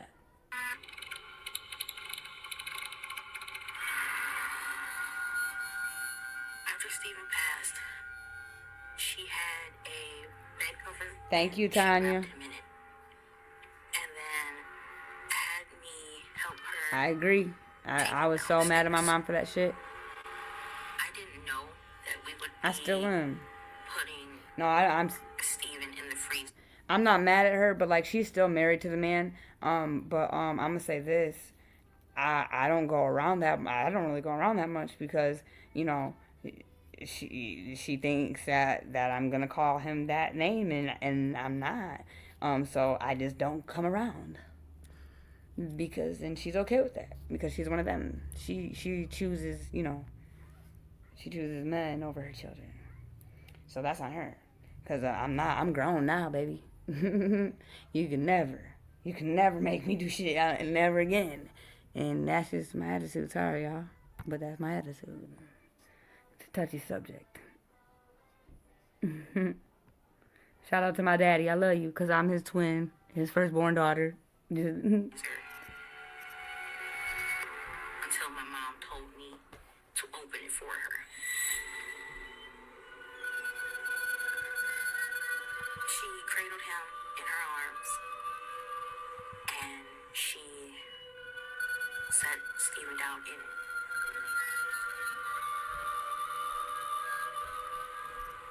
At first, I didn't think it was real. I thought it was a bad dream. And I thought tomorrow he would wake up in the freezer and be like, hey, I'm okay. I'm perfectly fine.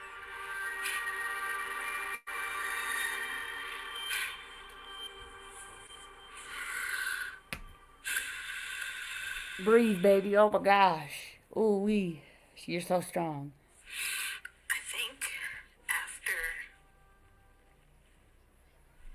the first few days is when it set in that this is that This poor baby. You're so strong. this isn't something that will just heal like my burns. Like he's actually gone.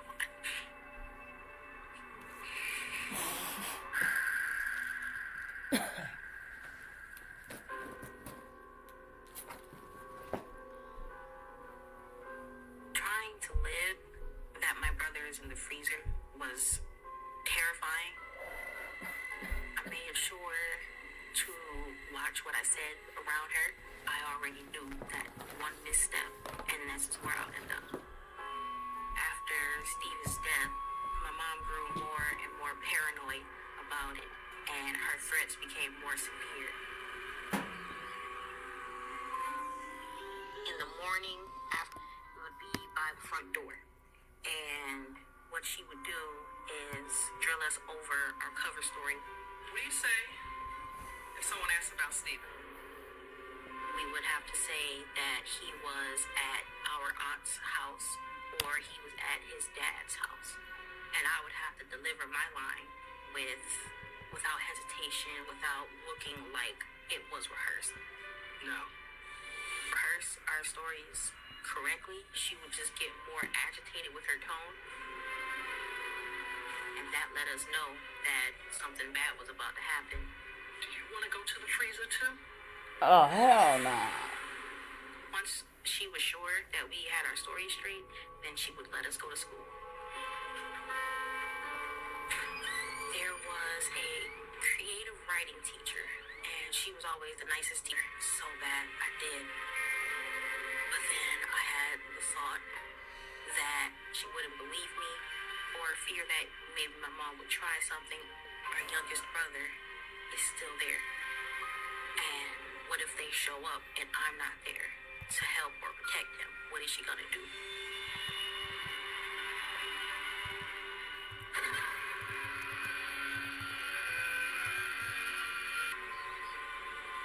After Steven died, my mom calmed down a bit and it seemed like the worst was behind us. But 9 months later, something set my mom off again. Don't you lie to me. You know what happens when you lie.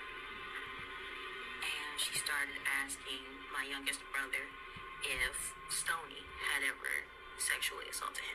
Did she do that to you? And just like last time, my mom started to get aggressive, and she threatened to beat him if he didn't tell her the truth.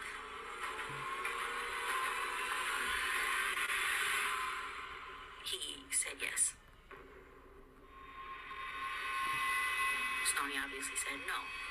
But my mom, she was not having it. Hold on, y'all. I just found it. So, what happened to the 2 surviving children? After Blair's arrest, the court quickly terminated her parental rights. She is now serving a life sentence without the possibility of parole. The 2 surviving children, a 10-year-old boy and a 19-year-old girl at the time. So, today, Gabi is 29 years old. This happened, it was a decade in July. July 17th was when Blair was sentenced to life. 2015. Wow, she was 19 at the time. Wow. Interesting. So there's our answer, guys. Gabi was 19 at the time. And Matthew is 19 right now, and he was 9. Wow, I didn't think she was that old. And then this interview was done 2 years ago, so she would have been 27. The picture we see right here, 27 or 26, depending on the month and year. So don't quote me, no speculation. 27 or 26, she is in this video. Wow. She was 19 years old at the time. Her mother was found of what she did to these children. She was 19 years old. Wow, that's interesting. It's crazy. My mom just went full. She just started. Very beautiful, very beautiful. Very strong too, right?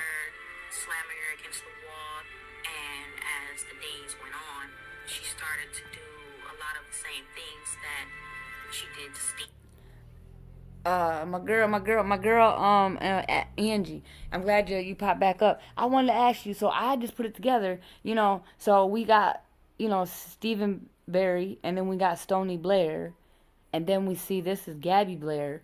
So obviously the other boy, so the 2 boys had the same dad, and the 2 girls had the same dad. So why did you, it's interesting. She must have hated both the baby daddies, and was bitter towards both of them. And I was just kind of like, why? Like, it's kind of, I was wondering, like, why those 2? Do you think she was gonna do it to all of them, besides Matthew? Miss Angie, if you don't mind me asking your opinion, do you think eventually, or do you think, oh,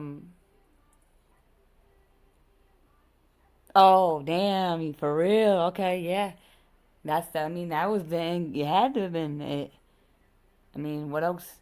There's no reason, she got caught, there's no other reason, and even Gabi talks about it every day, she was in fear of her life. That's wild. She said exactly. Bada boom. Yeah, I'm gonna become a PI, y'all, and reporter, and I'm opening my own business. I'm dreaming big. Hell yeah. I might be a lawyer. I'm definitely an advocate. Because she wouldn't feed her at all, and she just became skin and bone, basically. I didn't know what to do. I was gravity of the situation, and this is the second time it's happening. But I just felt helpless, like there was nothing I could do to change or stop it. At one point, I did think that... Man, Vanessa, right here. That part right there. Man. With me, I'm the same way. I don't care. Man. Do you really think the neighbors on the news, they said that she seemed like a nice, like, you really think they didn't notice anything or hear her screaming? Like, shit, it's an apartment complex. Like, there's no way she was, the way she was screaming in them courthouses, shit. You know what I'm saying?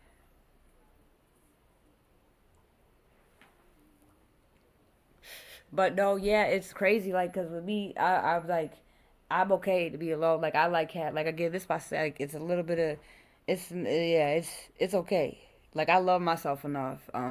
You know, we are human beings. We need to interact. We need to be social. That's just life.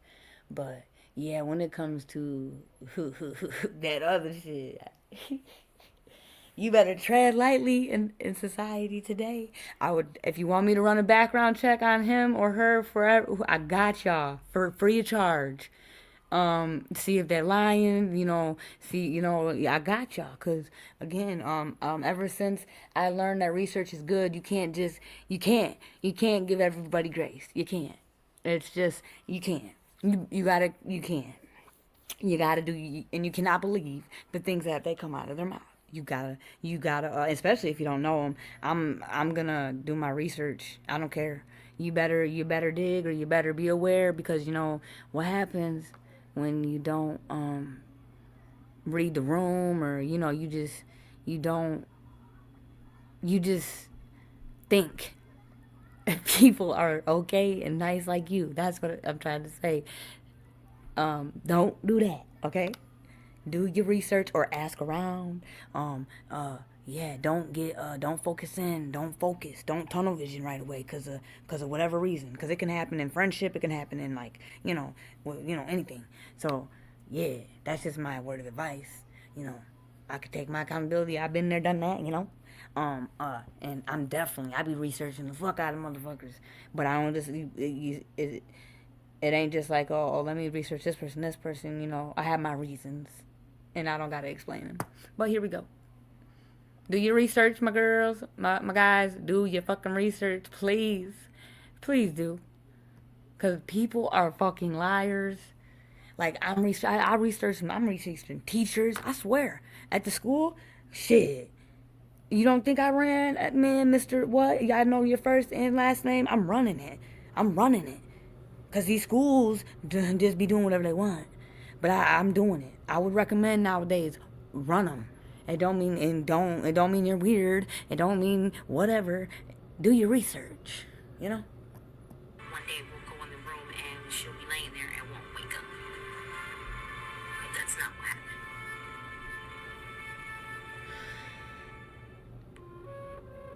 One day my mom told me there would be an inspection coming up in the house.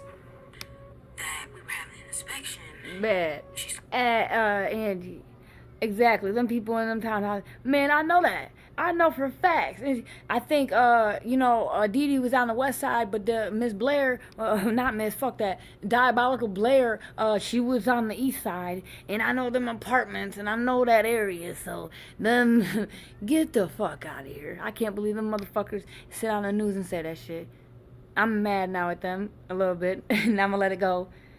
If I'm used to seeing them all the time and something, right, but again, fuck that. You know that bitch, how loud she was yelling in the courthouse. That bitch had so many outbursts. And you guys, I showed you the pictures of the conditions of the house that the children were living in. So I doubt she had TV or cable. So there's no way in fucking hell you could tell me nobody heard them motherfucking babies crying when she was whooping on their ass. And to get on the news, you should have just stayed. You should have just been like, man, I don't want to talk about it. You could have just been like, I worked a lot. But bitch, you want to get on the news and say she was it seemed like a really good person? Shut the fuck up. I'm dead. What? When she's drunk, she's really a fool. Ah, shit.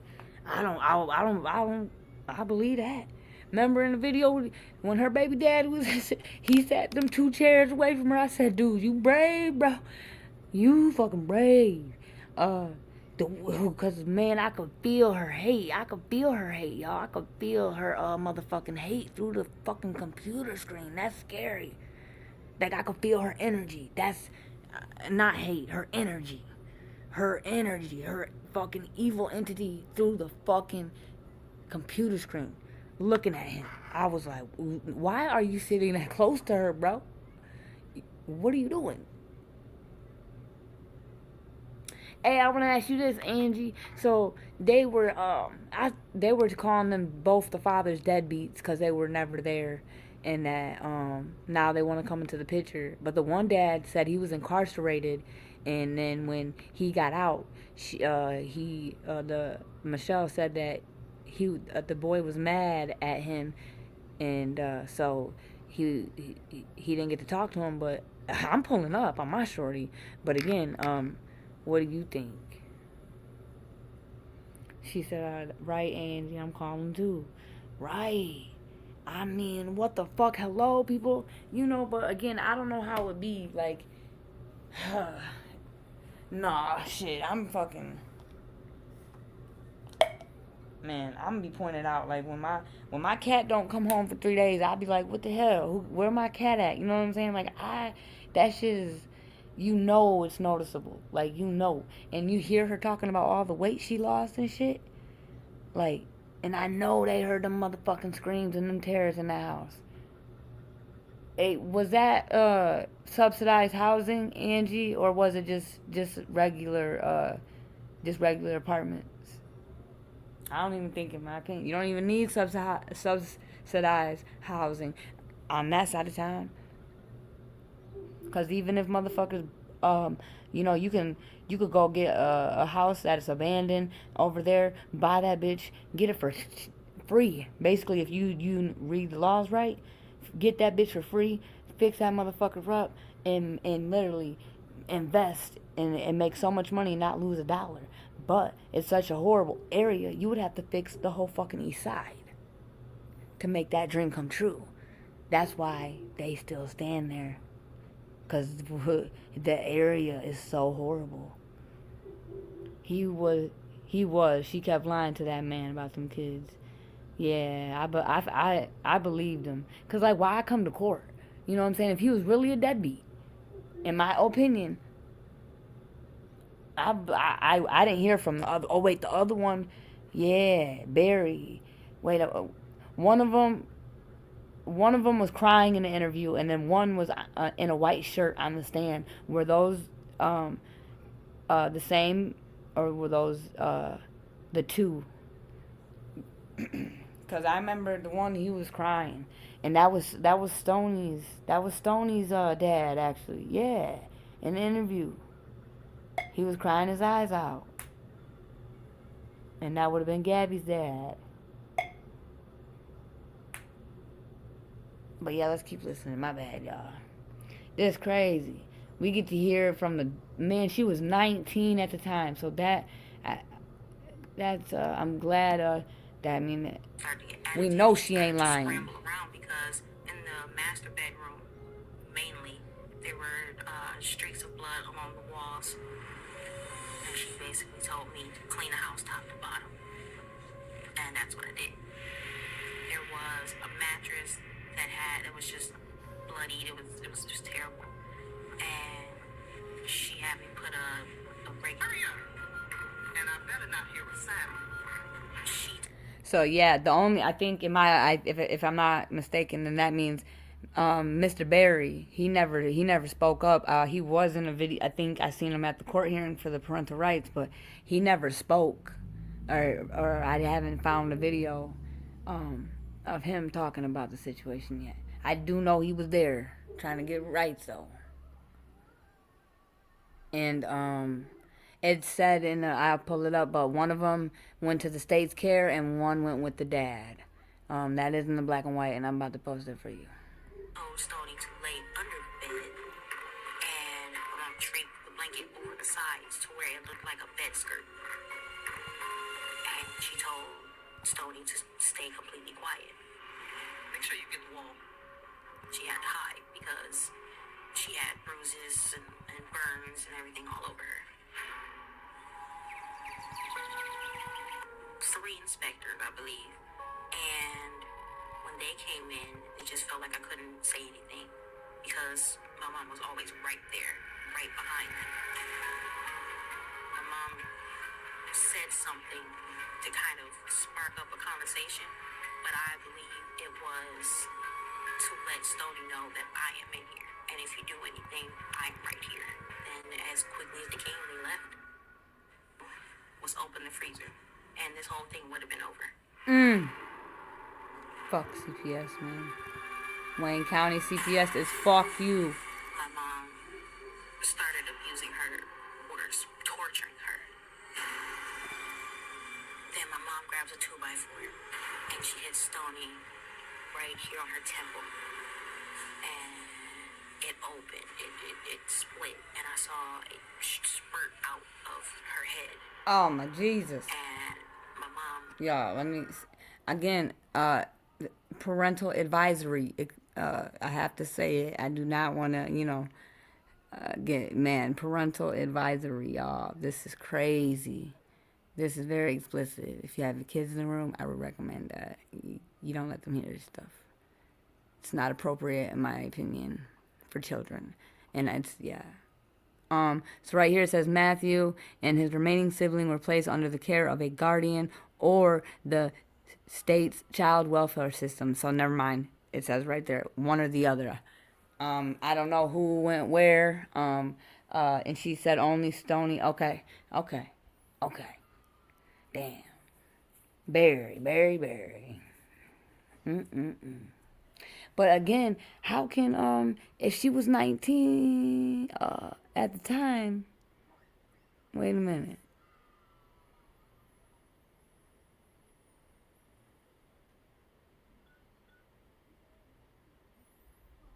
The current situation is kept private for the protection and well-being. Makes sense. Okay, I'm like, yeah, okay, makes sense. All right. Hell yeah, this is crazy. This is a good one. She cheered. She said, as it happened, she said, "Ooh, look at that." And she grabs a black pajama shirt and she wraps it around Stoni's neck.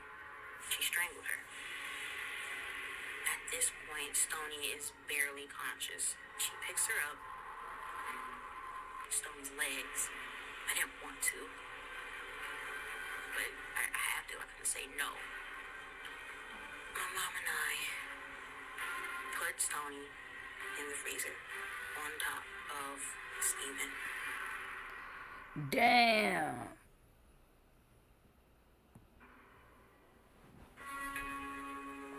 After putting her in the freezer, my mom saw that Stoni was still trying to breathe, and my mom grabbed the place and held her nose. Yeah, Miss Vanessa, I'm still over here like, what the fuck? That don't make no sense. I think that might have been, I'm going to have to do a deeper dive because, yeah, she did. And she said that she had her favorite English teacher. Maybe she was in high school. I don't know.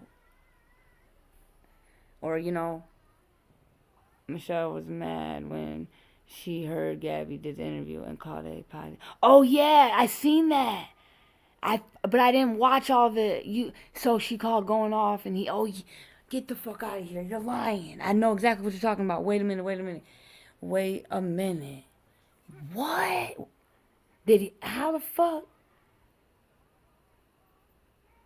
But how did Michelle call?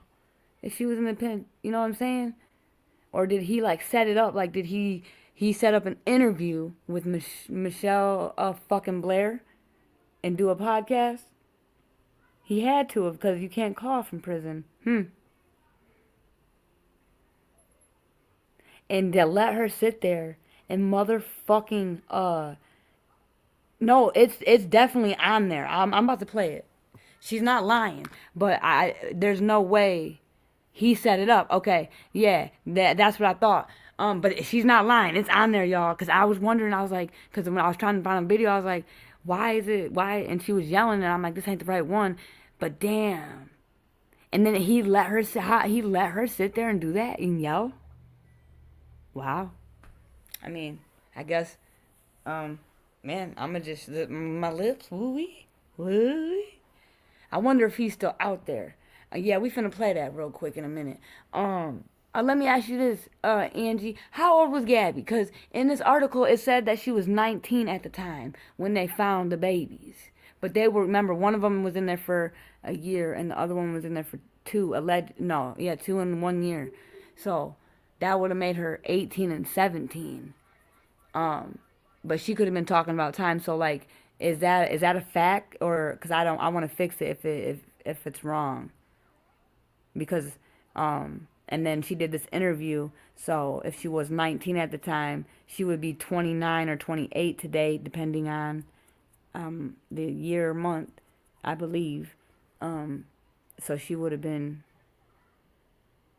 subtract 2 years, correct? Or no? Was that a typo? Dang, yeah, we finna listen to that. I'm gonna see if he's still out here because that's fucked up. And he, as soon as she would have started talking negative, like she's some type of boss or something, I would fucking hung up. Like, put some respect on your daughter, man. Okay. Yeah, so I mean, that could have been, I did, when she got, yeah, because remember, the babies were in the thing, one was in there for 2 years, one was in there for one, and she was 19 at the time, so you got to subtract 2 years, that would have been 17, and one, that would have been 18, so she could have been in school, so it does make sense. I guess maybe, some people probably, I think, I'm gonna just say it, like, probably would be like, you know, you you're too old, why didn't you say something, but like, you're not, she was 17 and 18, she was 19. No, I'm not mad, no, I'm not saying she lied, but she really had the audacity to call and say Gabi lying instead of calling that oh, right. No, yeah, and wait till you hear it, because he let it roll out, like he let it roll out, and in my opinion, that's fucked up. I seen it and I was wondering, and I was like, why the fuck is she? Yeah, we about to play that. Hell yeah, y'all, we finna play that. Hold on, cause we're gonna it's at 27 minutes. This is an hour and 15 minutes, so I'm gonna stop it at 30 minutes, 3 more minutes, and then I'm gonna play that little podcast and end it for y'all. But this is some crazy shit, y'all. This is very, very attention grabbing, if you know what I mean. She was still in the freezer to speed it up. And then my mom let it go and she said, you know what, you're as good as gone anyway. My mom closed the freezer and then told me, don't cry over that bitch. She said, that bitch hurt you and she caused all of it to happen. Stoni, I've always felt the most guilty for it because she was still somewhat conscious. She didn't just die, she was still there. She knew that I had helped put her there. Oh yeah, we about to play it, and we about to end it in 2 minutes and play that podcast real quick, and if you guys don't want to wait for me tomorrow to, I'll drop the link for this, but this is an hour and 15 minutes, and we're gonna stop it at 30 minutes, and we got 2 more minutes to go, and then I'm gonna play that. That's crazy. I can't wait to hear this, because it'll be the first time I heard it. I've seen it, but I ain't hear it. Absolutely. You're welcome. No, thank Miss Angie. She gave the idea. So, I knew about the story, but she spoke it up. It was meant to be. So, shout out to Angie, and she knew Michelle Blair personally. She's from the D-Ski. So shout out to Angie. And thank you for your support, and thank you for answering my questions and shit, I really do appreciate that. So the last thing he knew was telling him bye and that I loved him. And the last thing Stoni knew was me helping my mom put her in her coffin.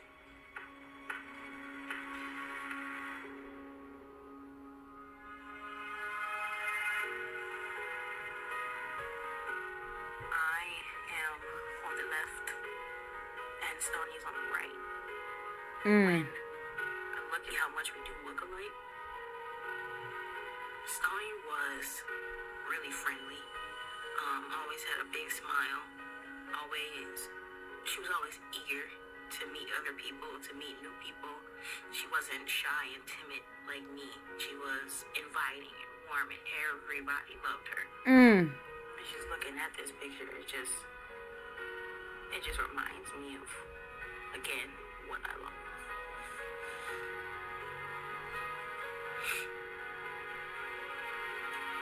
All right, y'all. That's our 30-minute mark. Yeah, no.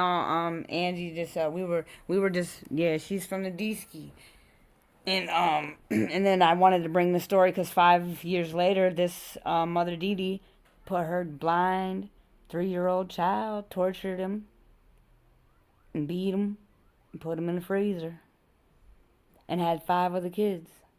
And one of them was not even 1. And she had, CPS took her kids and gave them back. Man, all right, let's listen to this. And I want to see if this podcast, or how many, this is crazy work. Crazy work. Dang, that's what that was. Okay. Yeah, it's right here. This was, Michelle Blair confronts her daughter. Wow, Gabi Blair, for doing this interview. This 2 years ago. This is dated. Dang, shout out Angie. Yeah, shout out to you, girl. Cause man, this shit, yeah, I slept on a lot of this, and I'm glad you brought it to light. I'm saying thank you, cause I the nerve of this bitch. What? And this is a real world podcast, like WHIRL podcast @gmail.com. This is who this podcaster is. Yep, that's what his name is right here. 2 years ago. Here we go, y'all. This is my first time hearing it too. So, what the fuck? This is crazy. Hello? Free call from Michelle Blair. Woo! A prisoner at the Michigan Department of Corrections. Hold on. There's 751 comments, right here. Like, this isn't the live comments, it's 71. I want to see what people have to say. Oh, this woman should not be given a platform to further torture her remaining children. Bada bing, the first fucking comment I read. That's exactly how I feel. What are you doing, bro? You gotta have, what? Oh, what? Second one, Michelle Blair should not be given this kind of platform. I'm dead. I rest my case. I'm gonna just say that. What's understood ain't got to be explained. So let's listen to this. Ladies and gentlemen, how you doing? Real World Podcast family. Let's leave the interview and the diabolical monsters to the professionals, not content creators. Miss Michelle Blair. I knew it. I fucking knew it. For everyone who doesn't know who Michelle Blair is the mother who's convicted of killing her son and daughter and putting them in a freezer and living in her home with these 2 dead bodies in the freezer. How you doing, Michelle? I'm good. Okay. Just a little pissed, but I'm good. I'm fucking dead. I'm already pissed. I'm gonna have to walk away because I'm gonna be ranting and raving, y'all. The name of your 2 deceased children that were in the freezer. I don't even want to say their names. I'm pretty sure they know their names. Okay. But, you know. Okay.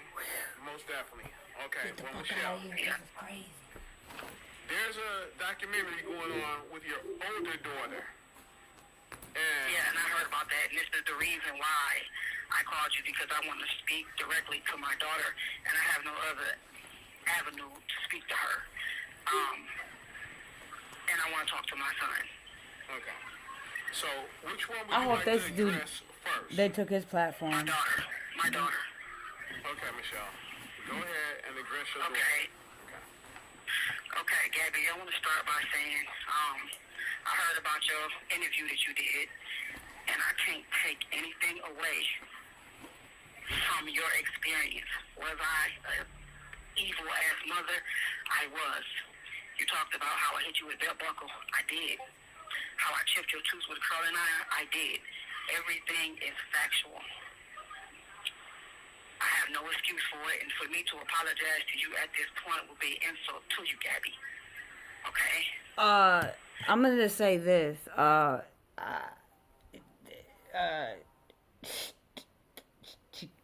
She took accountability, and it's fucked up, but even to what she did, you know, a lot of people can't. She don't. That's crazy. Like, if a monster can sit in their shit and smell it, average Joe Blow, you better be able to sit in your shit and smell it. Or you're not gonna make it out here in America, in my opinion. Wow. I think that's the honestest monster I've ever heard. Wow. The only reason I'm calling in is, like, honestly, I was content to live the rest of my days in this prison until I died. I was never going to get on and do an interview or say anything else because I don't want to fan the flames for your little brother or you. Out of respect for you and him.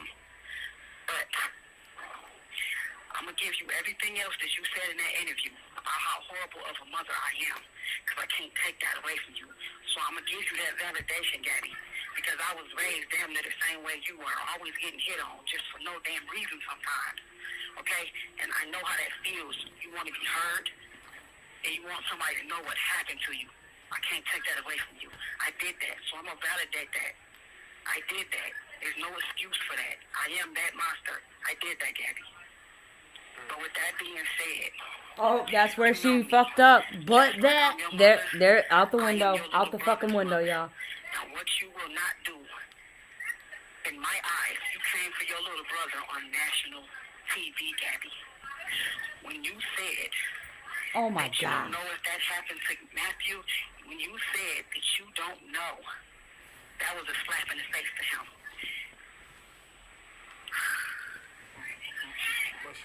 I don't even want to be on here. I don't want to be on here talking to you like this, but we don't talk, and it's the only way I was able to do this.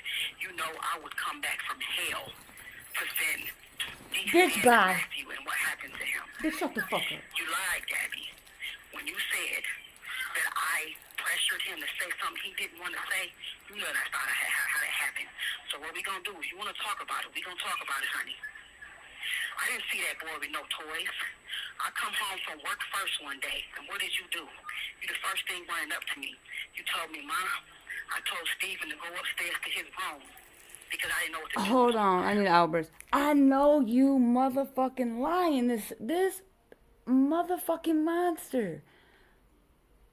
Oh my goodness. This is not real. I said, what that little nigga done? You said, come see what Matthew was doing with his WrestleMan dolls. I asked Matthew when I got in the living room, what were you doing with your WrestleMan dolls, Matty? He said, I don't want to do it. So I looked at you and I said, just tell me what he was doing. What the fuck is going on? You told me he had one WrestleMan face down and the other WrestleMan humping on the other WrestleMan. And you asked him, did anybody ever do that to you? And you told me that he said Steven did that to him. So that's why you sent him up to his room. Because you didn't know what to do. So, what I'm saying is, on a national level, since I've been arrested, I've been having people speculate whether that even happened to my little baby. So how dare you lie about how I found out? Y'all, this is the first time I'm hearing this too, y'all. I'm just as in shock. I know you did forget, and the fact that you said that I was pressuring him to say something he didn't want to say, that is bullshit.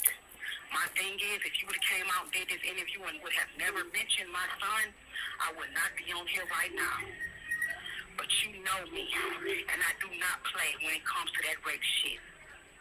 So I guess you conveniently forgot that Maddie was the same one who led us to them bloody infant socks that they shoved up his ass to clog up some of the blood that was coming out of his ass, right? You forgot that?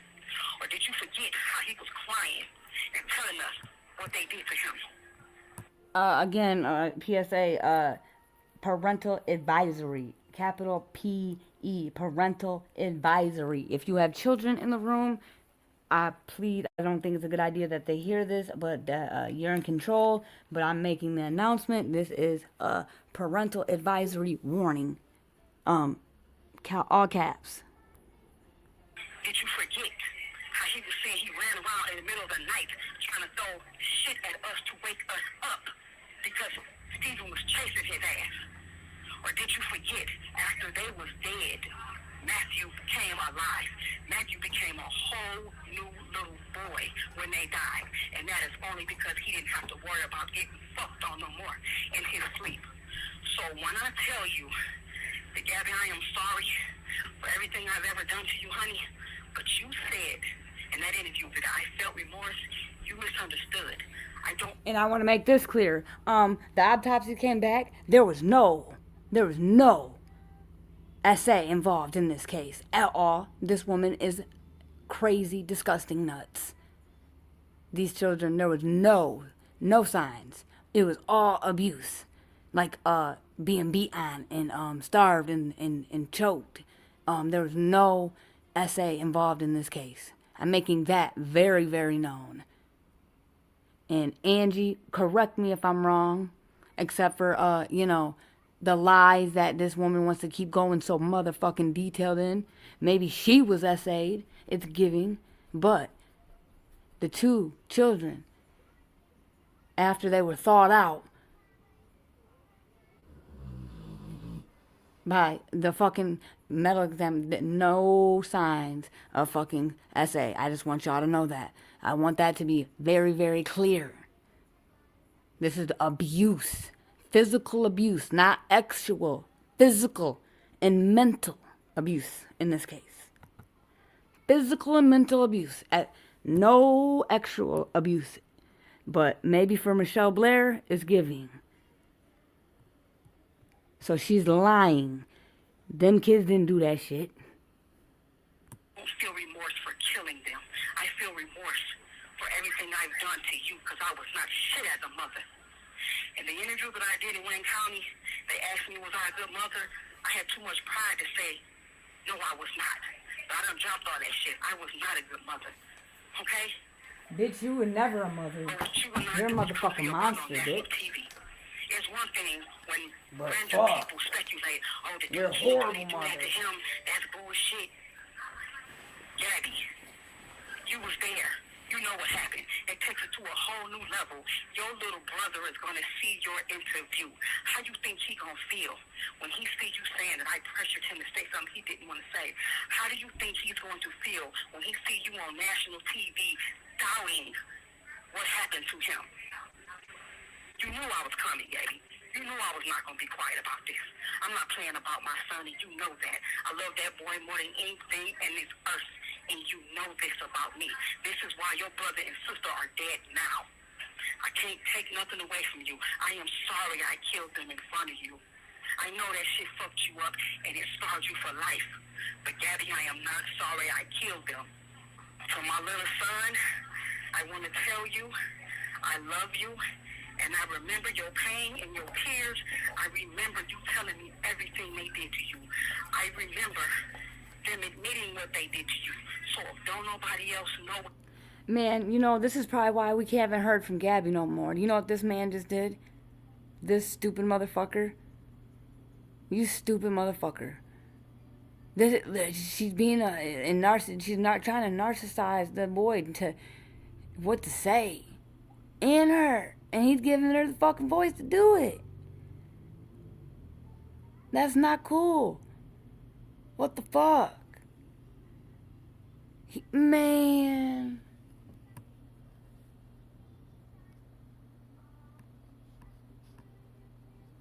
What they did to you, Maddie, me, you, and God knows what happened to you. So fuck everybody else. Even if it's your sister, your auntie, your uncle, whoever is doubting what happened to you, fuck them. I know what happened to you, and you were important enough for me to kill them for what happened to you. I will never allow anybody to downplay what happened to you, little boy. You hear me? I love you so much, Matthew, and I miss you every day. And I want to go back to Gabi for a second and tell her that I wish I did not have to get on here, but I could not let this go. Gabrielle, you have the luxury of not knowing how it feels to be raped, to have somebody inside your body and you don't want them there. You have the luxury of not knowing how that feels, okay? So you do not know how it feels to be a rape victim and have someone speculate on whether it happened to you or not. You don't know how that feels. I know how that feels. I know exactly how it feels. We know. And I will never let my We son fucking down know. when it comes to that issue. As far as everything else that you said in your interview, from the little bit that I hear, yes, I was an abusive ass bitch to you. You know, sometimes people who fucked up and have unresolved issues, and they start having kids without... It's not an excuse. Sometimes they turn out Shut to the be fuck fucked up, Michelle. human beings. Ooh. It just so happened you got a mama that was a fucked up human being, and I am sorry that you had me for a mother. I am sorry. Okay, I really mean that. What you have done, Look at his face, y'all. Like he's like, what do you mean? doubting your brother on national TV. And the only reason that you said it was never proven, they never gave him a rectal exam, is what you're not saying.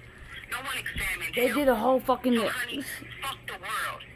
They did 2 autopsy report, America, just so you know, 2 autopsy reports. So how dare you do that on national TV to that boy? I'm going to defend him to the end. All right, Mr. Blair, we're here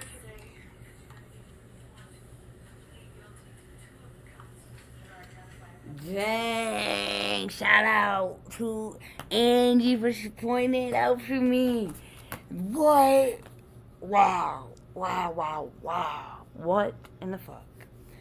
That's crazy because my best friend is in the penitentiary here on Valley, which that's where that's where she's doing her time, and Ypsilanti and good old Ypsi. Man, I just got a letter in the mail to approve to go visit her. Now I kind of don't want to go, knowing that woman in that building, but there's a lot of them women in there. But that's crazy, y'all. This has been a crazy one. Wow. Well, I think I've kept y'all long enough. Wow. Shout out to I want to say shout out to Aggie for that Cash App. I just seen it on my other phone. I thank you for everyone for the thumbs up. Thank you everybody for the engagement. And thank you just for your attention. You know, thank you for listening. Thank you for supporting me. And yeah, this is crazy. Pray for Gabi and Matthew, man. Long live Lil Chase. Long live Stony Blair. Long live Stephen Barry, y'all. Let's put some blue hearts for the boys and pink hearts for the girls. Or I don't even care. Just drop some hearts for the babies. Let's just put some hearts in the chat for the babies, please, before we end it. Please, for the babies, just drop them hearts. So y'all know how I like to end it. Winnie the Poohski, you know. You're smarter than you think. You're braver than you believe. And you're stronger than you seem. I feel that in my soul every time. Because remember, my friends, or, you know, it's all about what we tell ourselves. If you think you can, you can. If you think you can't, you can't. That's simple. Be smooth with it, y'all. Be cool with it. And be 100% motherfucking true with it, if you feel me. All right, y'all. I'm out of this mofo. And I'll be back. Y'all be smooth. Salute. Angie, salute for real. Thank you. Salute, y'all. And be smooth.